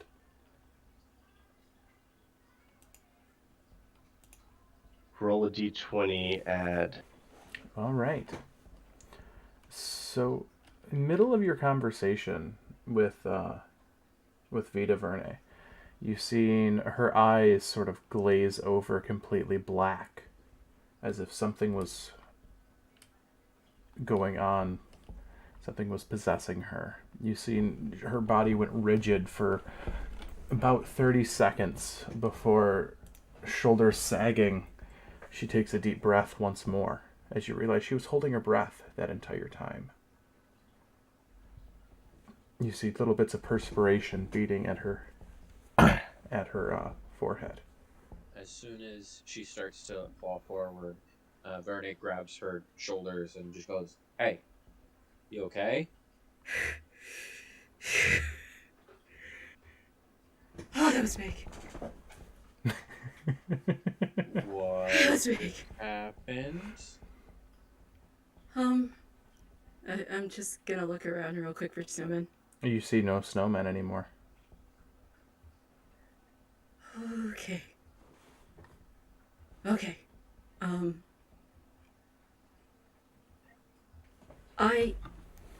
I will switch back to Celestial.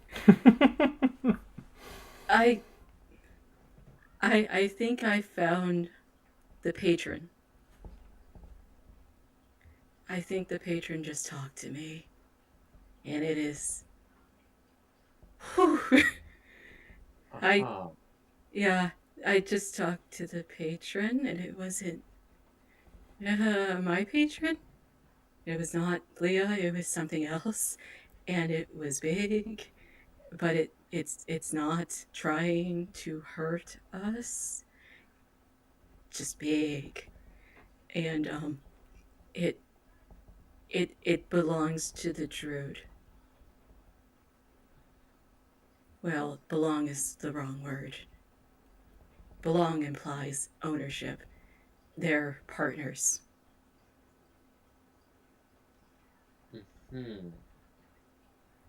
I realize this sounds insane, but what else in this world? Yes, I'm aware. I am aware. But I think I was right that there's somebody else here. The patron said that if we disrupt the ritual and we get rid of the symbols, the person will come. And that it's sorry for trying to, well, it wasn't trying. It scared us. That's what the snowmen are. It apologized for that, at least. Okay. Which was very nice, by the way. And I'll say that out loud in this common.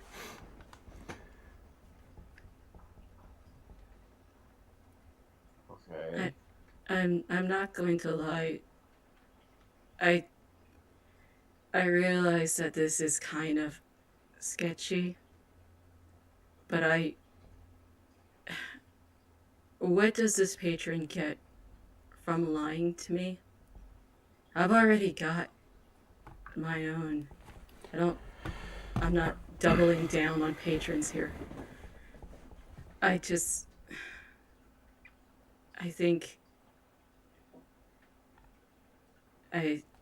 that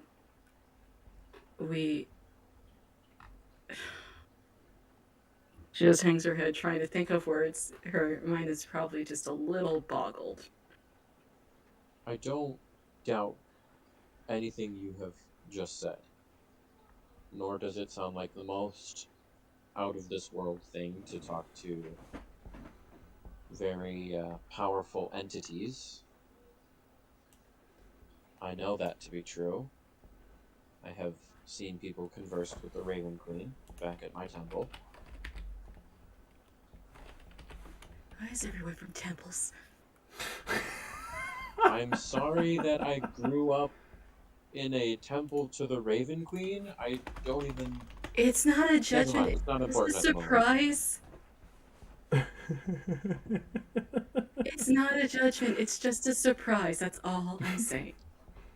It's not important at the moment. So it wants us to stop what's happening. By targeting the glyphs. And whatever is behind us apparently will come running out, angry that we probably destroyed its glyphs because it's trying to steal power. It wants to take control of the patron, which I am not okay with. It's pretty sick that they're trying. Yes, and if they can succeed, that implies a lot of problematic things. Also, it's a ridiculous amount of power if they're able to pull a patron from the person. Yes. Power like that is power that could defy the gods. And All right. that's problematic. Yes. So, I think we tell the others when we all wake up what I know. I do realize that there might be some arguments about it, but ultimately, too, I guess I'm on Tailwind's side on this one, that I can't leave this patron who's asked me to try. It's not mine, but I have to try. Verne looks you in the eyes, sighs. Okay, then we stop whatever is happening here. Please take care of yourself, Renee. I still remember the wagon. You take care of yourself as well.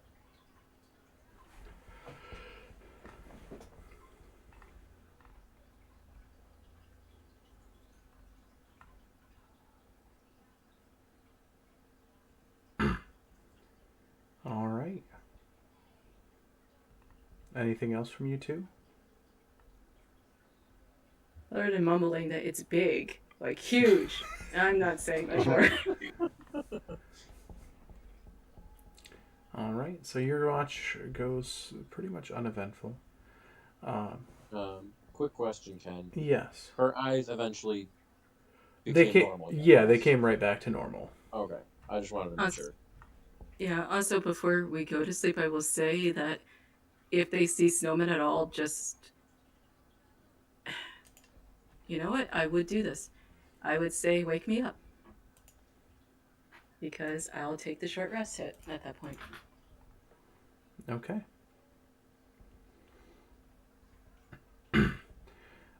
Your rest goes without any sort of issue.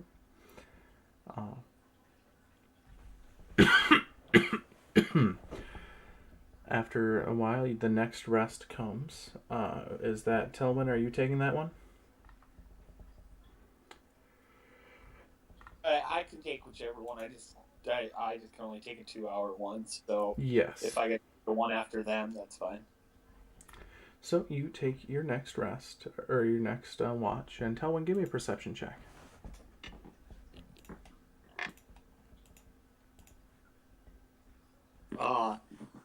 Modified 20. All right. You are able to stay up your 2 hours. You don't see any sort of things pop up. No snowmen. No. Not even animals. Not even the crunching of a deer running in the woods. Oddly quiet. Oddly serene. The snow starts to fall in large, heavy flakes. But that's it. Nothing comes out and attacks you as your watch goes uneventful.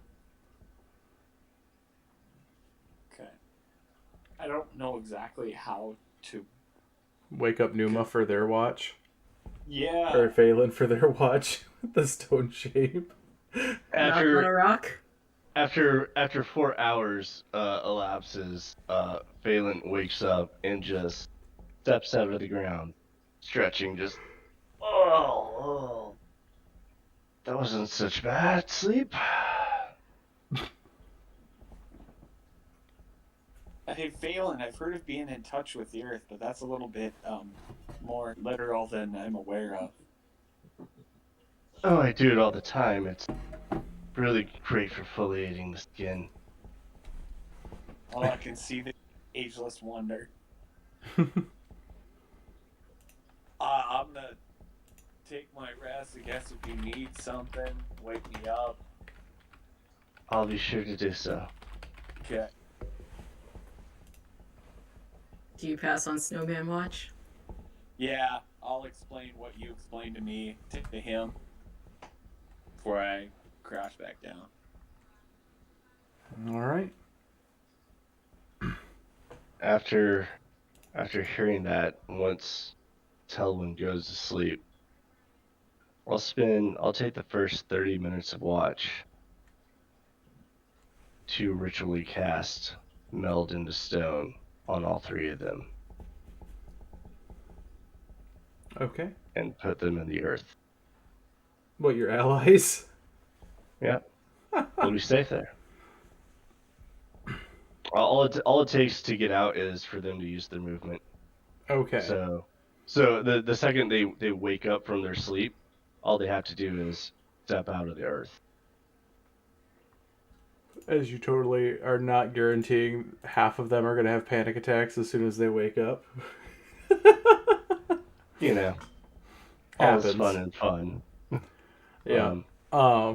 But you do that. And after I put them in the earth, I go and burn the barn down.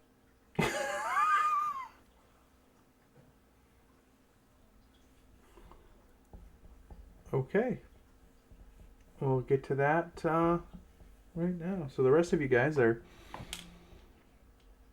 sleeping away. Taking a deep sleep. Literally. And you start making your way back to the area. Eventually you get back to this orchard. And you see the barn in the middle. The blue gas seeping out. Something in it sounds a bit more agitated than it did earlier.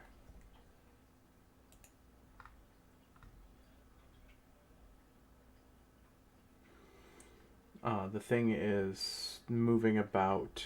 You hear wood sort of creaking and groaning as something moves about inside of it.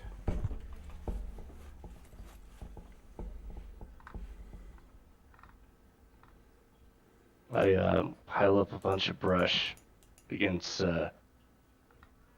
one of the sides. It looks like it's, close to probably the side that I feel is closest to where I saw the marks. Mm-hmm. And I'll just get a nice good sized brush pile going. That once the brush pile is nice and hot, it'll catch the wood of the barn on fire. Okay.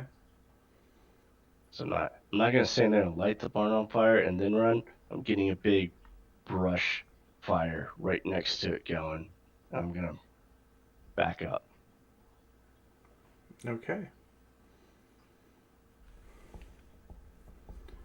As you get the fire roaring, it starts licking its way up the sides of the barn. And I'll walk back to where my party is. Okay. As I watch the fire start to go. As you notice it gets up the sides of the barn, you see the flame starting to die. as you see runes inscribed in the wood flare that you didn't notice yesterday. These seem to be deep seated into the structure, ancient.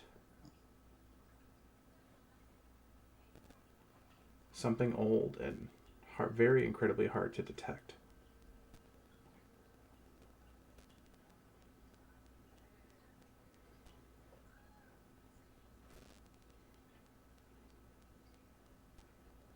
Is it a lot of runes, like a lot of little runes, or does it seem to be like one spell? It seems like a lot of little runes. It seems like every board has them inscribed with them. Hmm. Almost as if an ancient builder had imbued a little bit of power in every piece. You, with your knowledge and your history, you do know that there has been known ancient places of power that have been set up by beings of immense power and handed down to mortals. And these places are generally protected from such things like that. These features aren't usually detectable unless something triggers them. Like So, your Church of Coralon that you came from was one such power place. so this is either someone's holy ground or we're on some type of ley line type You, of situation. yeah, you would get that feeling. Well, time to fuck right off of this.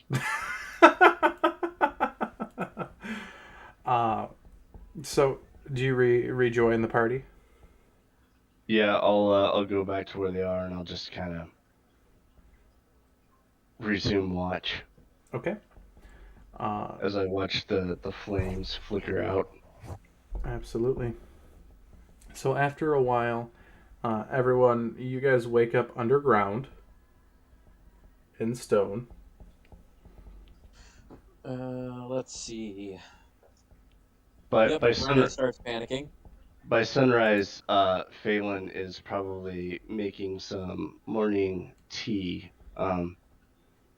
sitting there in the snow, just waiting to see their faces as they pop out. And it, I normally it would be a cheerful smile, but right now he's just got a with his white pulled back hair and his neatly trimmed goatee, he's just kind of got like a deadpan look on his face. all right. Verne absolutely starts panicking and flailing around, and then realizing that they can move, will attempt to sit up out of the stone. Okay. Yeah, you pull yourself out of the stone in a very wild and disconcerting motion. You know, like the typical movie moment of waking up from a nightmare of just sudden lurching forward. Just, Phelan will hand you a cup of tea. It's freshly brewed. slowly grabs it and just downs the entire cup of tea. Roll 1d4 scalding damage. No.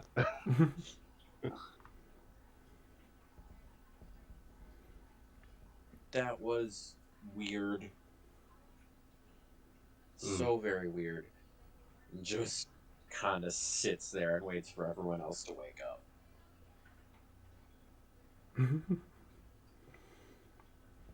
So Telwyn and Vita, you also wake up in the stone. Vita will scream bloody murder, get out, summon Glaive, and go, really? Really? What? Was there even a need for this?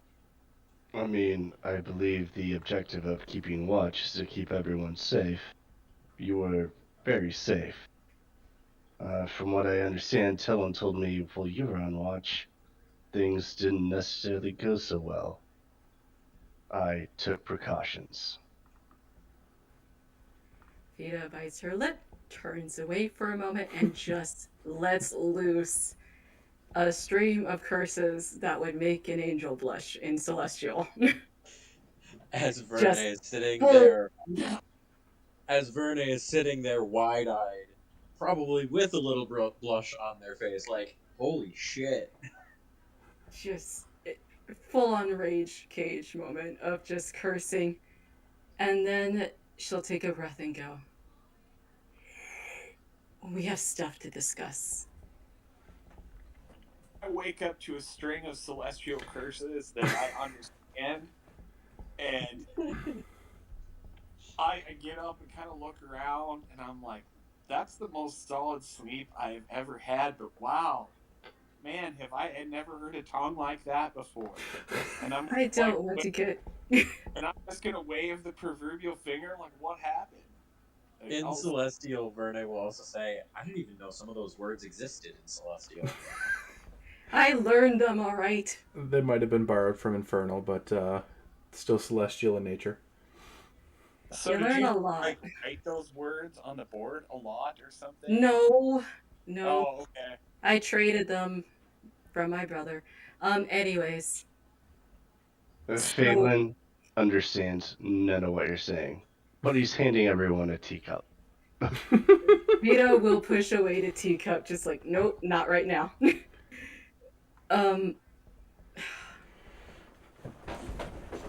Yeah. I would not personally say them Memoros because I don't want to get Ken demonetized. It was Demonetized and kicked off of Twitch.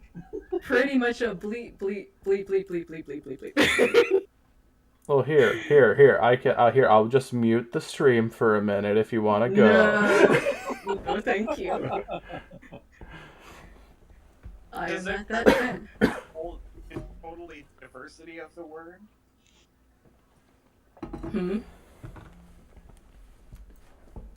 It's rare. Somebody blurts out a bunch of. Oh, you just demonstrated the diversity of the word. Anywho, all right. So at this point, Vito will relay the information about the very, very, very, very, very, very big, massive thing that is the patron of the druid in the cottage. And that the snowmans were meant to scare us.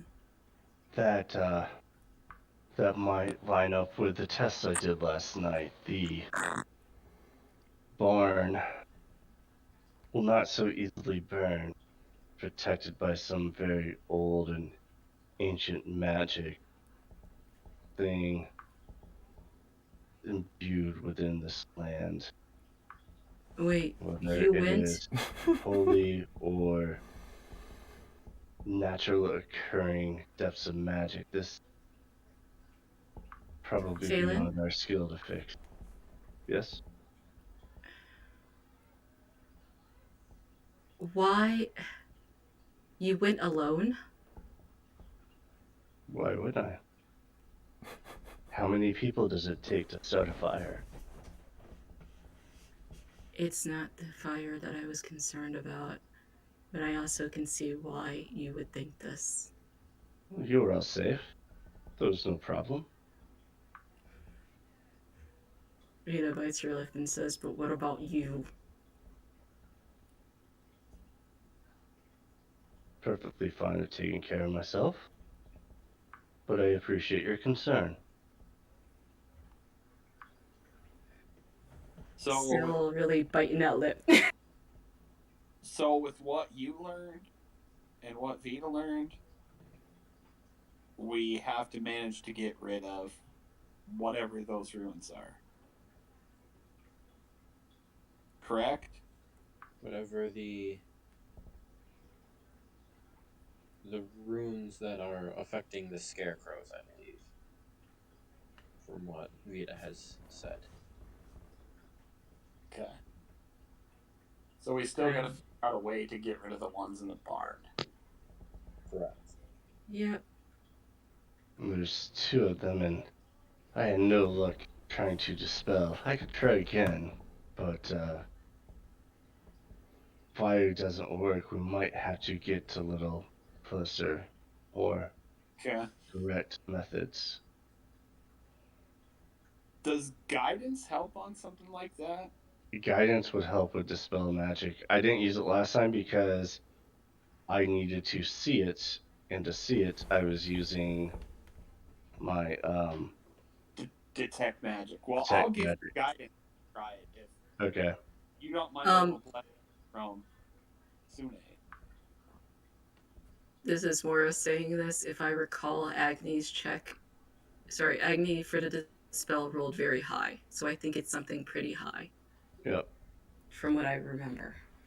And the way dispel magic works, it's roll a d20. Okay. Add your spell casting modifier. So, but if I had an extra d4, yeah, maybe it'll help. But I don't know how high I have to get. It couldn't be more than 19. I think Well, you're good. I don't think it could be more than 19. I think DM could correct me on that. Say that again. Dispel magic. Anything that I could potentially dispel, it can't be more than a 19 because it's 10 plus the spell level. Yes.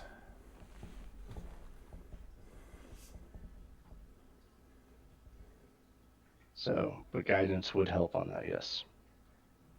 And if I can keep, if someone else can give me guidance, and that way I can keep the detect magic up. That way I can see it from far enough away that we don't have to get in the barn. Perhaps we could make another go. I had 3 attempts I could do today.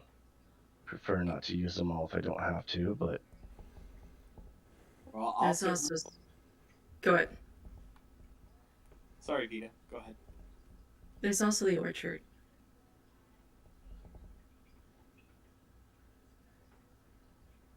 well, We. one problem at a time, perhaps.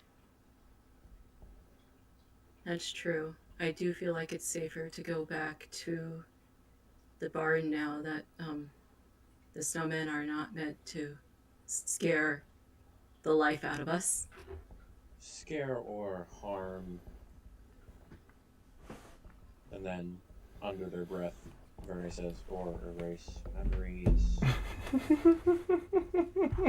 I didn't ask about the memory. I mean, I kind of was. It was big. I can't. If you look out at the night sky and it's a moonless night, that's how big I felt that thing was. Big is big. Yes, I can understand. Yeah. Christmas and October can shame on you.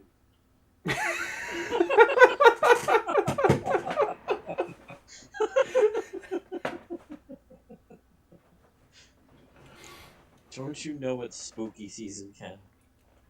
Yeah, and I literally made you nope out of last season or last session. You don't need to keep bringing that up.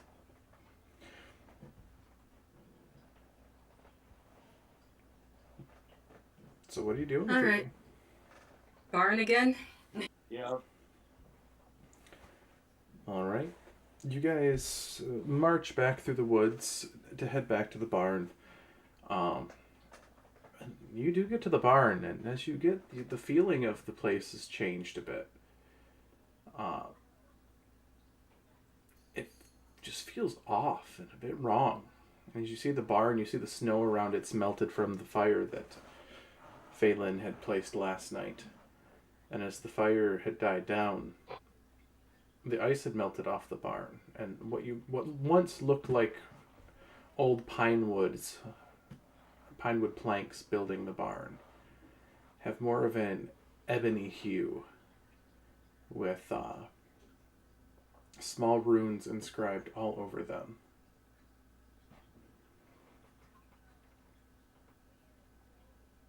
Can I tell what type of language the runes are in? You can definitely try. You look at it and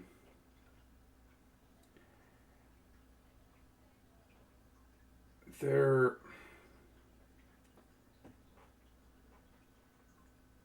what are the languages you know? I know Common, Dwarvish, Elvish, and Sylvan. Okay. Uh, you get the smallest snippet of Sylvan here and there, but this seems to be something far greater than that, older. Uh, More ancient. And can I tell what this wood is? If it's some ebony hue? Yeah. Uh, this is definitely wood that you've seen in the Feywilds. This is an it's they call it bramble bark, which is a very it almost if you have enough of it, it can be and built in a certain way. It is known to create magical circuits and almost be like a magical battery.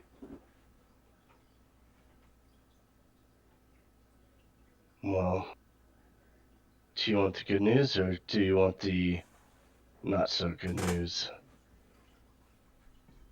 I mean, we're gonna hear both anyway. Bad news first. Bad news first. This wood appears to be from the Feywild, and it can power and keep magic going for a long time. Couple that with some runes that are so ancient even I don't know what they say. And you have a magical power that is very old and deep. Now, do you want the good news? Why wouldn't we want to hear the good news? You're Good that news is- old? Good news is we can leave. No. We can just get out of here. This I really isn't our appreciate- business. This has nothing to do with us. You can leave. I'll look at you, Phelan, and being like, there's a difference between the runes that you're gonna see inside there. They were just created. They're nothing like what you're describing. Because they literally took the ones that were written on all these like sheets of parchment or paper or whatever and just piled them up and burned them. Yeah, the ones Magic way.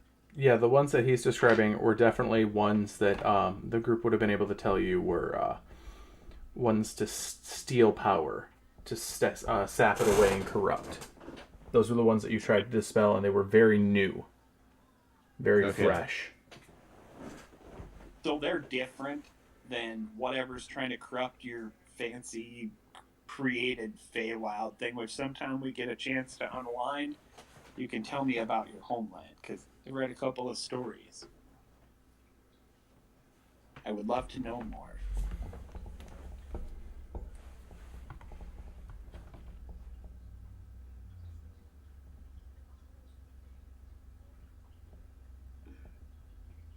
Sorry, I'm looking some stuff real fast.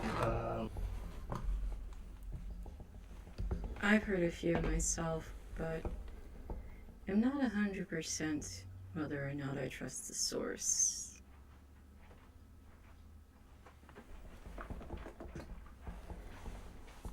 Well, there's a great many things out there.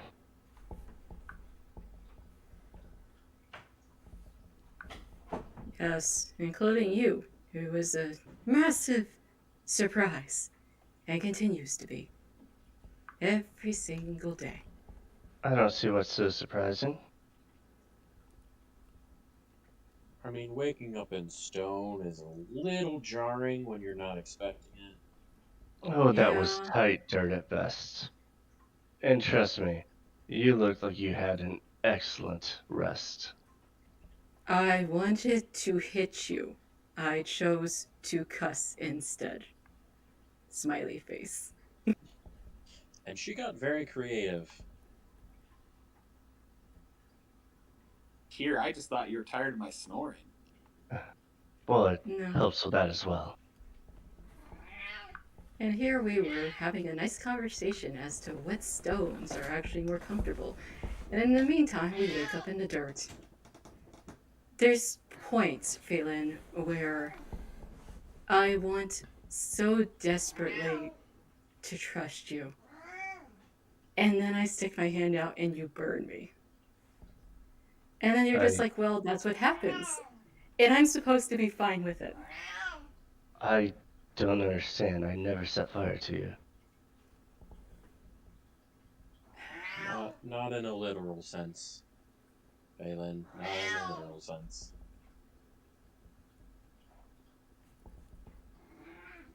Hey, so sorry to get sidetracked here, but maybe we should go to the barn. Yes, yes. Fixing Agreed. the issue here. That is the issue at the moment. And the massive cloud that will potentially try to kill us. Correct. Well, we know that it'll come back if we kill it, so may we want to kill it again?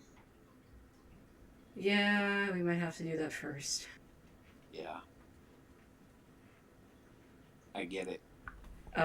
So try the rope trick and stab, stab, fire, fire, and hope for the best.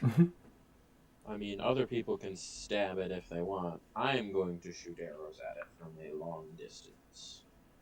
Well, I'm up there helping him with the magic, so I guess if it comes to getting with the swinging or slicing or whatever, I'll do it. Well, I mean, if we're going to try and kill this cloud before we go in there, why don't we all set up for shooty from far away? That was the plan, for sure. Eldritch Blast is very useful here. Also, my horse refuses to go near the barn, so I'm not going anywhere near it. You can always trust an animal's instincts.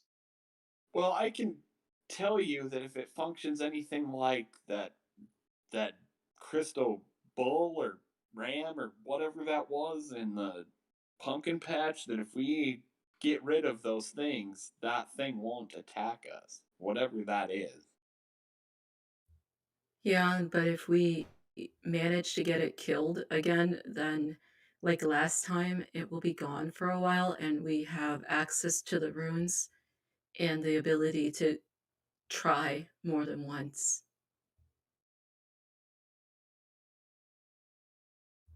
So, death or not. I feel like How death is a confident? risk in either scenario. True. How confident do you feel, Phelan? Do you think if we get you near those runes, could you do this? Well, it didn't work yesterday. It's a whole new day. Have faith, buddy. I'm gonna pat you on the shoulder and give you some guidance, and I'm gonna smile and give you the thumbs up. I'll take 10 minutes to ritually cast detect magic. Okay. You cast the If you- detect magic. Wait.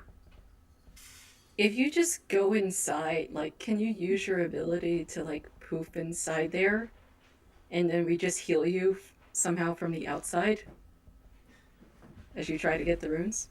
I mean, I can attempt to dispel it without getting in the toxic cloud if I want to use magic to potentially destroy them.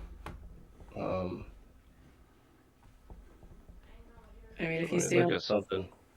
and we just Just try to heal you. I'll go right next to him. I'll have to be next to him, give him guidance after he does the first one. I can heal him too, if it comes down to it. So you guys. I think it's going to be a group effort. So, you see the barn in front of you, and it seems quiet. You see a little bit of the blue cloud sort of coming up from underneath the floorboards through the cracks.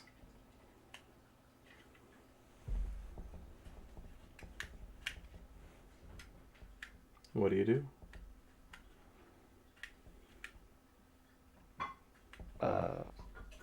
Let's try the dispel magic approach first. Okay. So as you look through your detect magic,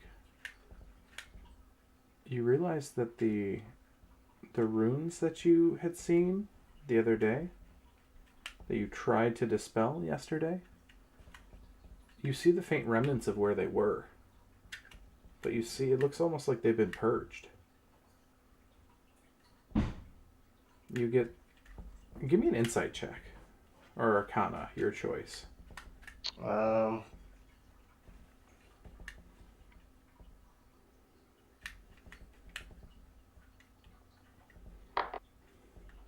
18 Arcana. Oh, actually, no, sorry. You said insight or Arcana? Your choice, yes. Okay, I'll do, I'll make that insight for 21. 21? Alright, yeah. You get the running thought that when you lit the fire and activated the ancient runes of power, that it might have purged this building.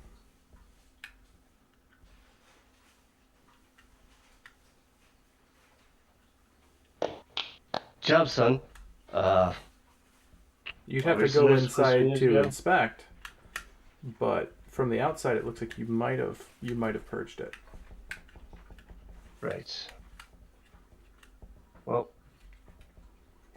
I guess I'll look over. Well, I might have actually cleansed this place last night when I tried to burn it down.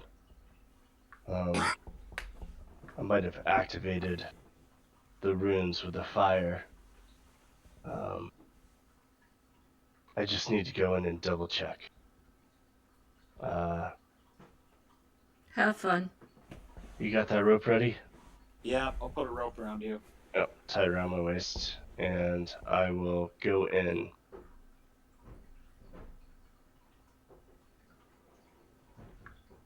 Alright, so you open the doors and you look around. You see there's a very low fog on the ground, that blue cloud-like material, nimbus. And as you walk in the door, you see it sort of withdraws and forms itself up into, from what the rest of you guys seen the other day, a vastly smaller version of what you fought. This seems to be just about the size of a man, height-wise. And it just sort of shifts and doesn't seem to be outwardly hostile towards you. I'll wave at it. Almost a tendril, almost amoeba-like, comes out and waves back at you. Oh, well. Seems friendly enough. I'll go around and inspect where the runes were. Yeah. You look as where the runes were. You see the one that Agni had dispelled the 2 days prior at this point. That one had marred by the spell, but the rest of them that you tried to dispel, you see blackened and ruined by some great power. Can I try and see, telling from the 3 destroyed runes, like, what are the methods I could use to potentially destroy other runes? So give me a. This will be an Arcana at advantage because your friends have already told you that they found that fire worked to burning the other ones. So you have a little insight for this. Little, but not a lot. That'll be a 13. 13. Okay. You definitely do know that fire has worked in both scenarios, either directly or indirectly. At this point, the fire in the first part burned the cloth tags that it was written on and that were dangling in the wind in the pumpkin patch. They were staked into the ground with almost like the very anime-esque, like ghost charms. Uh, the barn, they were etched into the wood, and you had not found any yet in the orchard yet. But the rest of the place, you do know that fire has worked both times.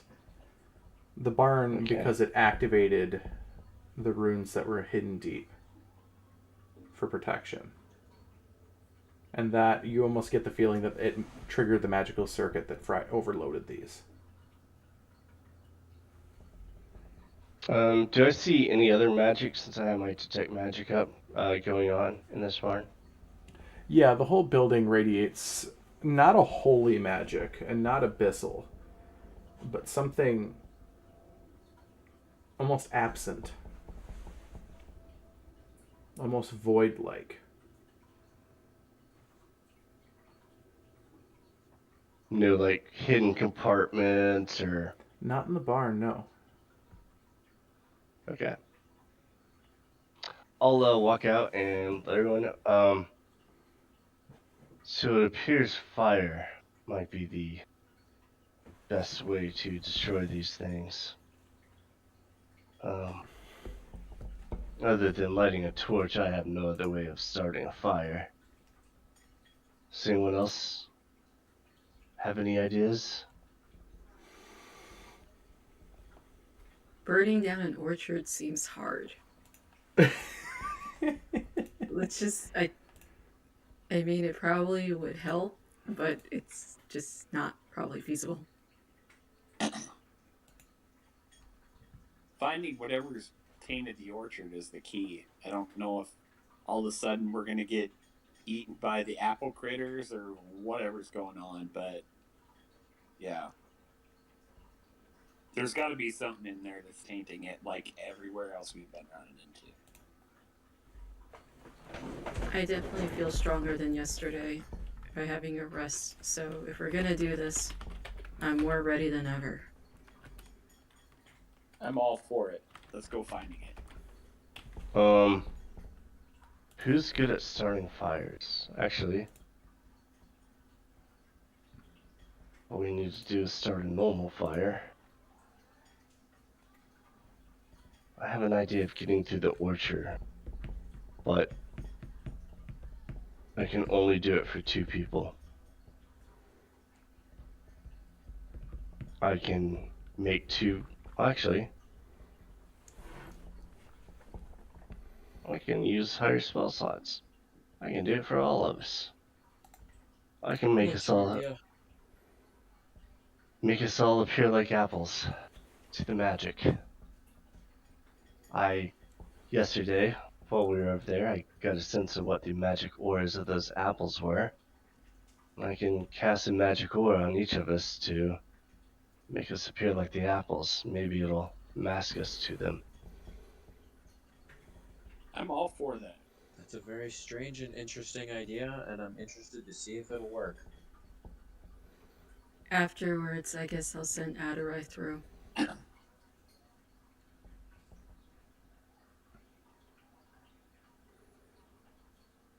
Okay. So the plan is what again? So you're going to use your spell to mask yourself? Yeah, I'm going to cast Arcanist Magic Aura to do False Aura Okay. on everyone to make us so we would have the same magical aura that the apples had. Okay. I like it. Sounds like Is it affected by taking an action? No, it lasts for 24 hours. Good. Period. Okay. So for I- 24 hours, we appear as apples to magical sensing. I put this on myself every day. It's like deodorant. I just imagine Kinda weird. Aderai now trying to eat all of us. I mean, we still look like people. That's true. Aderai is sniffing around a bit, though. But so you disguise yourself as these apples as you start making your way through the orchard quite ingeniously. Such a weird and clever idea. I love it. It is definitely a inventive use of the spell. That did a huge number on my spell slots, FYI, for the team. Oh yeah.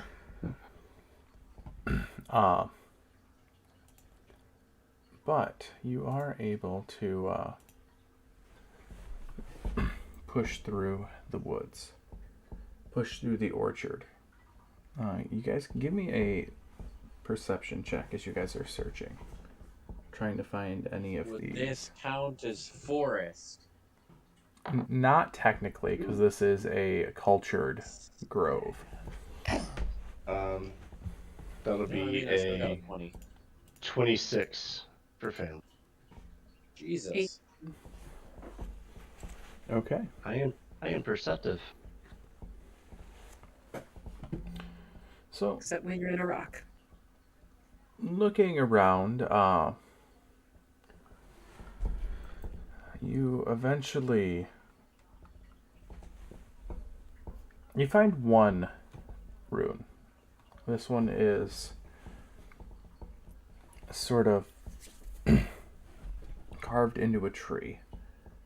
You see it about by the base of the roots of the tree. Hey, Ken, I got a 26 if that helps. It absolutely did. And that was what allowed you to find one of these runes. You Okay. also do see you hear it first, actually. You hear the large clunking steps as you see a almost as tall as the trees around you jade statue just sort of clunking through the grove. It does not seem to notice you, but you see large fangs protruding from its mouth as it's crunching through the underbrush of the grove. But you do see the one rune too inscribed into the roots of the tree that you're standing by. This tree seems to be dying.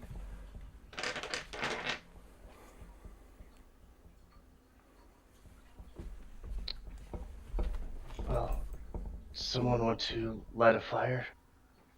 See if we can burn it? I don't have a lot of magic, but I could send electricity through. Maybe I could send enough to catch it on fire. Should we just try to deface it first? Would Sure. that work? I know fire worked on the last two. Possibly some greater magic.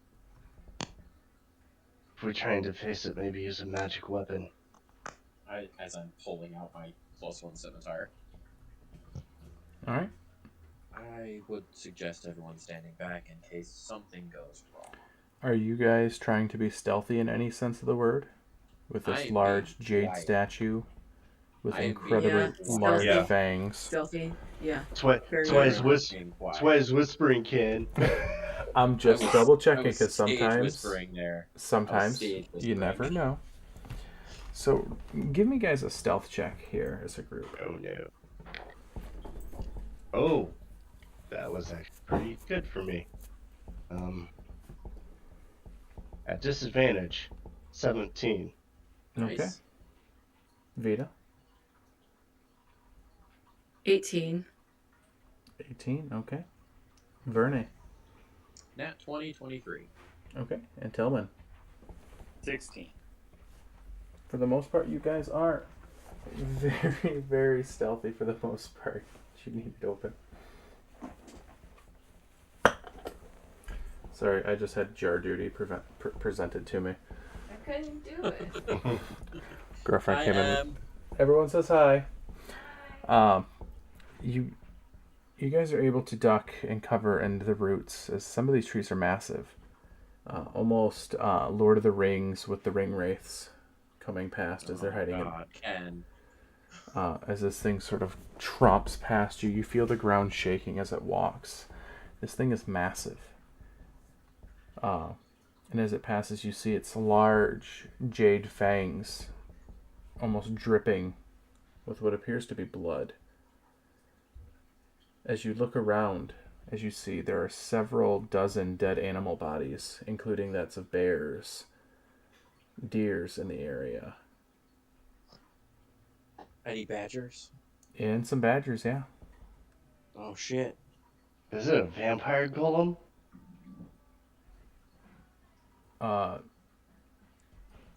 Maybe. Now it is.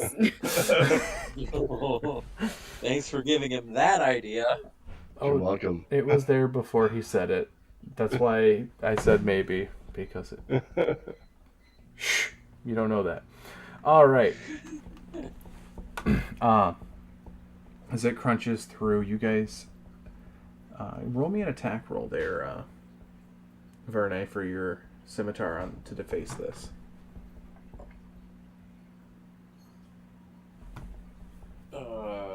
Dirty 20. All right, you are able to hack a good line into this, as I need a... this will be a intelligence save. Sure. 18. All right. Your mind is able to withstand the psychic assault of hitting this rune of eldritch power, but you'll still take half of this damage. You'll take half of 12 points of psychic damage, but you do see the rune flicker and fade, as this one has been defaced to the point where it can no longer function. We'll quietly go back to the group. As you see blood running out of his nose and ears. Okay. That kind of hurt, but it worked. As I'm just gonna touch my head and use my hands of healing to heal those 6 hit points back. Okay.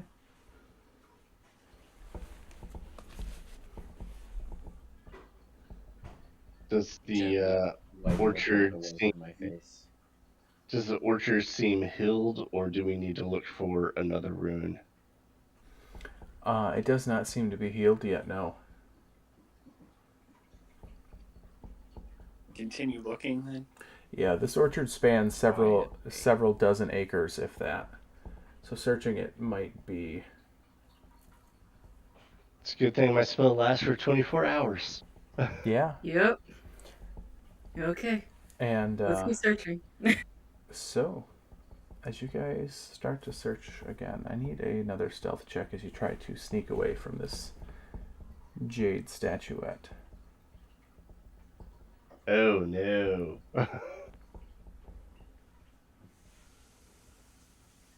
We'll get to the oh no last. Vita. 21. Verne. 19. Talwyn. 16. Oh no. That would be a 4 with a... Oh wait, no, that's a 7. Oh god, I thought that was a natural 1. No, that's a 7. I've done that. 10. Okay, so not nearly as bad. I'm glad I took a second look at that freaking dice. Yeah. So, you're able to scurry like church mice out of the area, continuing to search, as we will pick up the search next week. Actually, not next week, in 2 weeks, because next weekend is my birthday. Or next Sunday is my birthday, and I think my family you're has... I was born on Halloween, yes. Ah. You lucky son of a bitch. Oh, I love it. But Wow. He's one of them spooky babies. my family has something Lucky. planned for Sunday night, and they won't tell me what. They just said I have to have it clear. They just told me that today. So, we will resume in 2 weeks. Thank you guys for playing so much. I'm really glad that the patron got discovered tonight. I've been trying to get that discovered for a while now. I'm glad that it has calmed some of Verne's fears. Good to know the snowmen aren't evil. And that's the thing that was For making now. me laugh so hard internally, is because I wasn't meaning it to be a terrifying thing, but I was making it creepy, and it just did. But all right, everyone who's watching at home, thank you so much for watching. This has been Sossal.